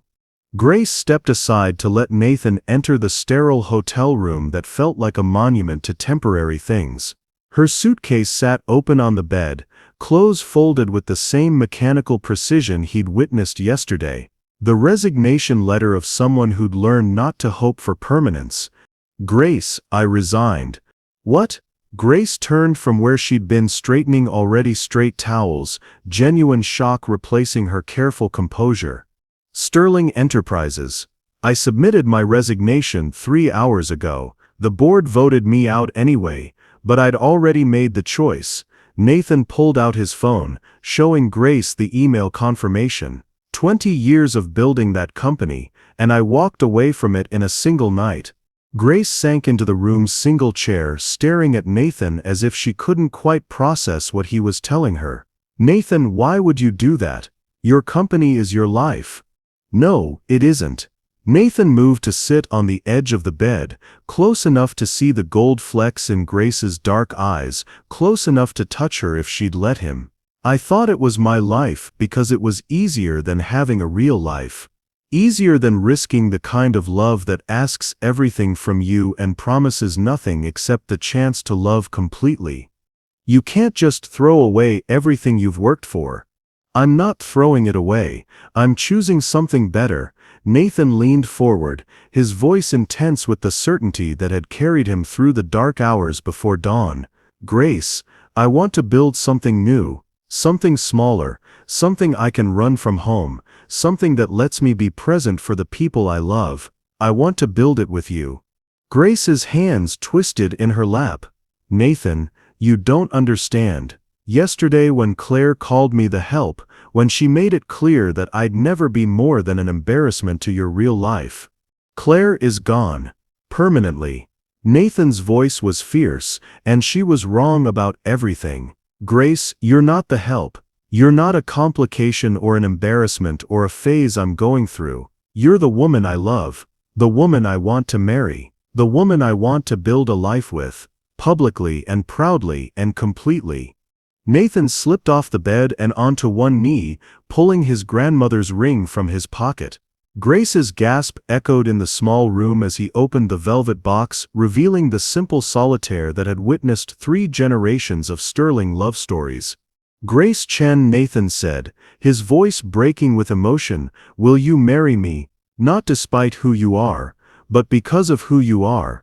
Because you taught me that love is presence, not performance, because you loved my mother when I was too afraid to love her myself. Because you made our house a home again and showed me what family actually means." Grace's eyes filled with tears, her hands covering her mouth. "Nathan, I know I hurt you yesterday. I know I hesitated when you needed me to be certain, but Grace, I am certain now. I'm certain that I want to wake up every morning in the house where you sing Mandarin lullabies to my mother.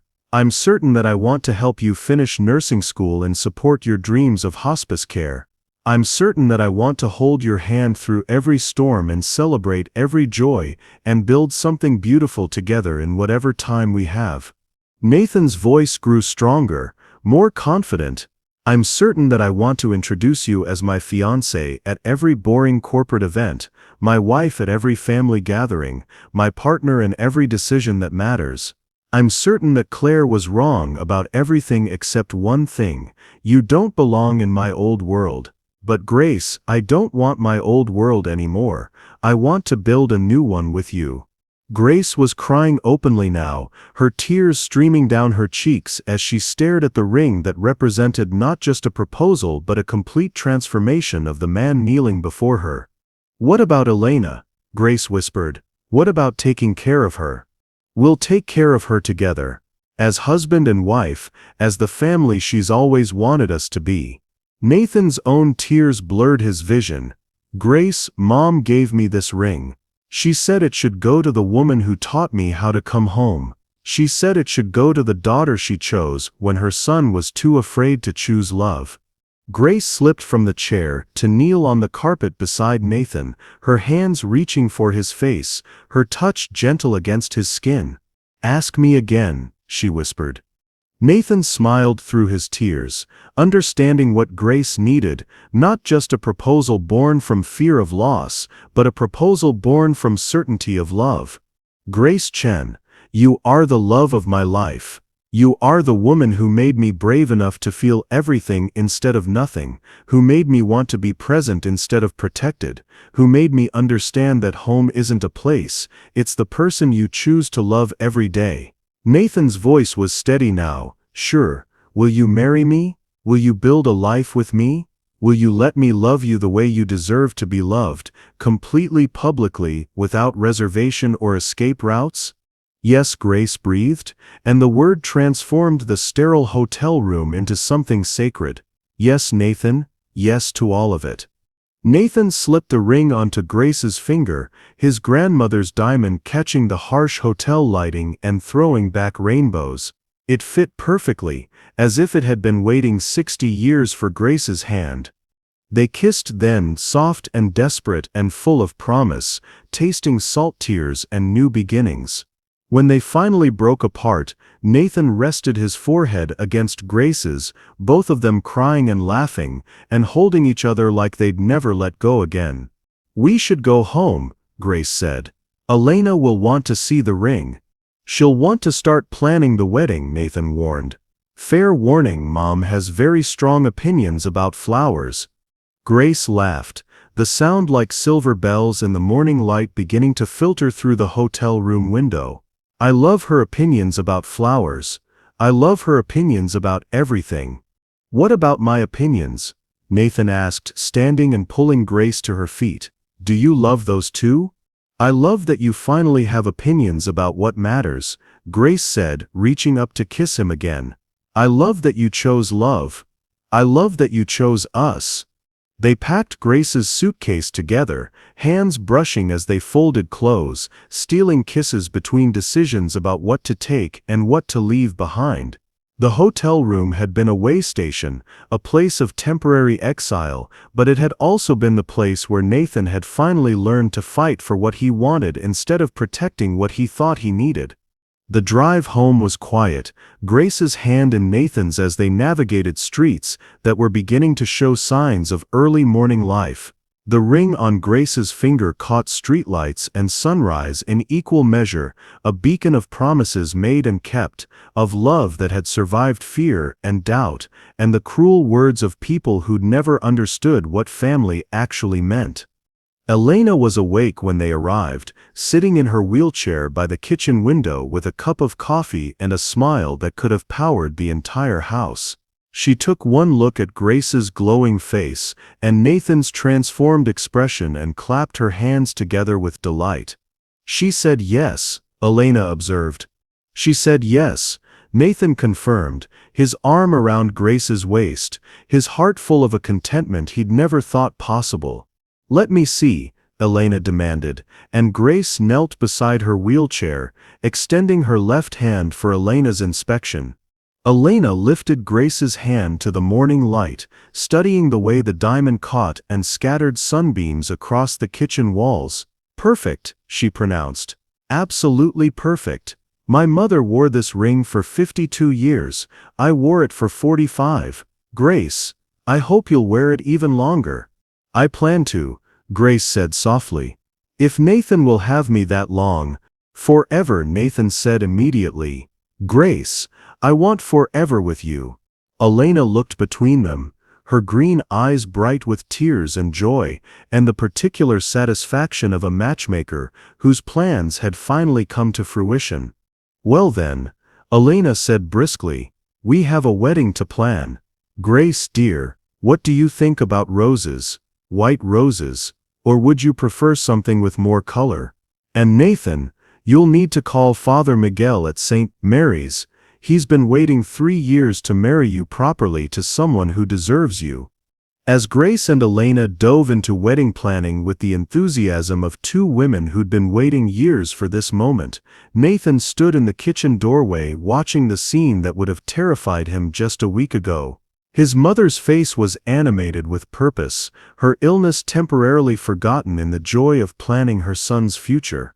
Grace was taking notes on Elena's suggestions, asking questions about family traditions, seamlessly blending her own dreams with Elena's hopes. This was what he'd been running from, not just love, but the vulnerability of being known completely, the responsibility of being present every day, the risk of building something that mattered so much its loss would destroy him.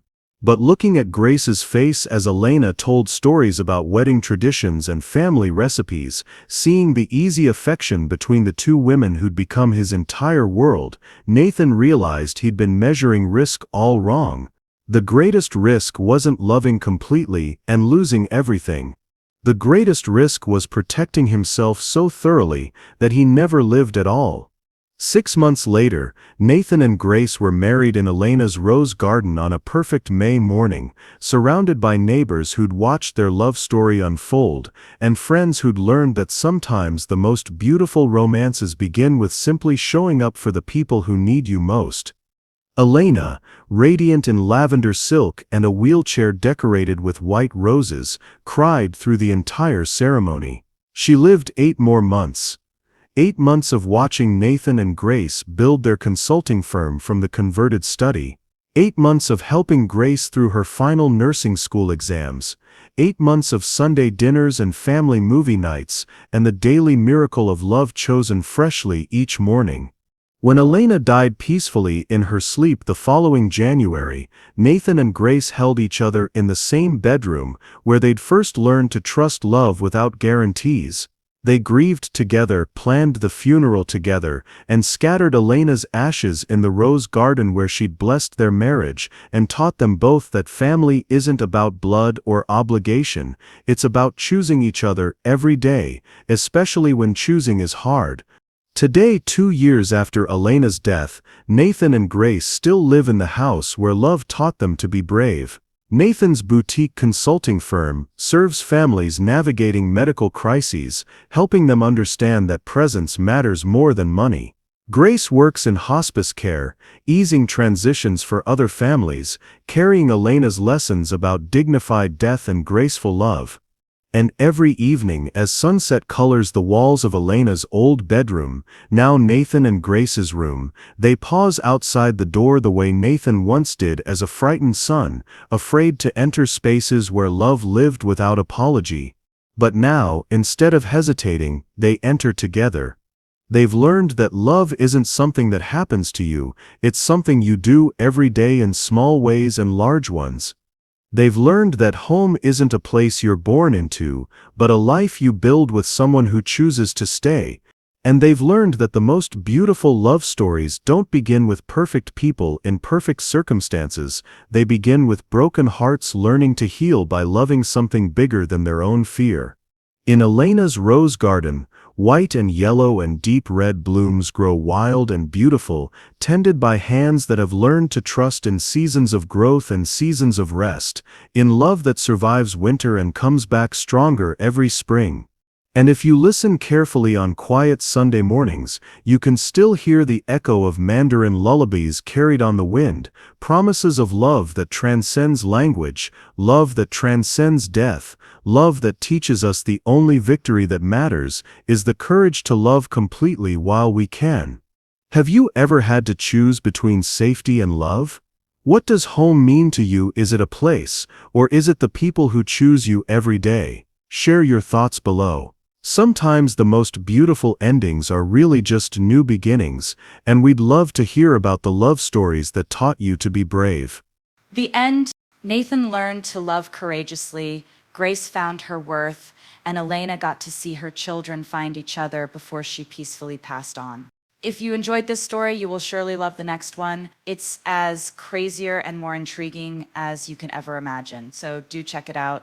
Click on the image showing on your screen right now to watch the next one. Thank you for watching this story to the end.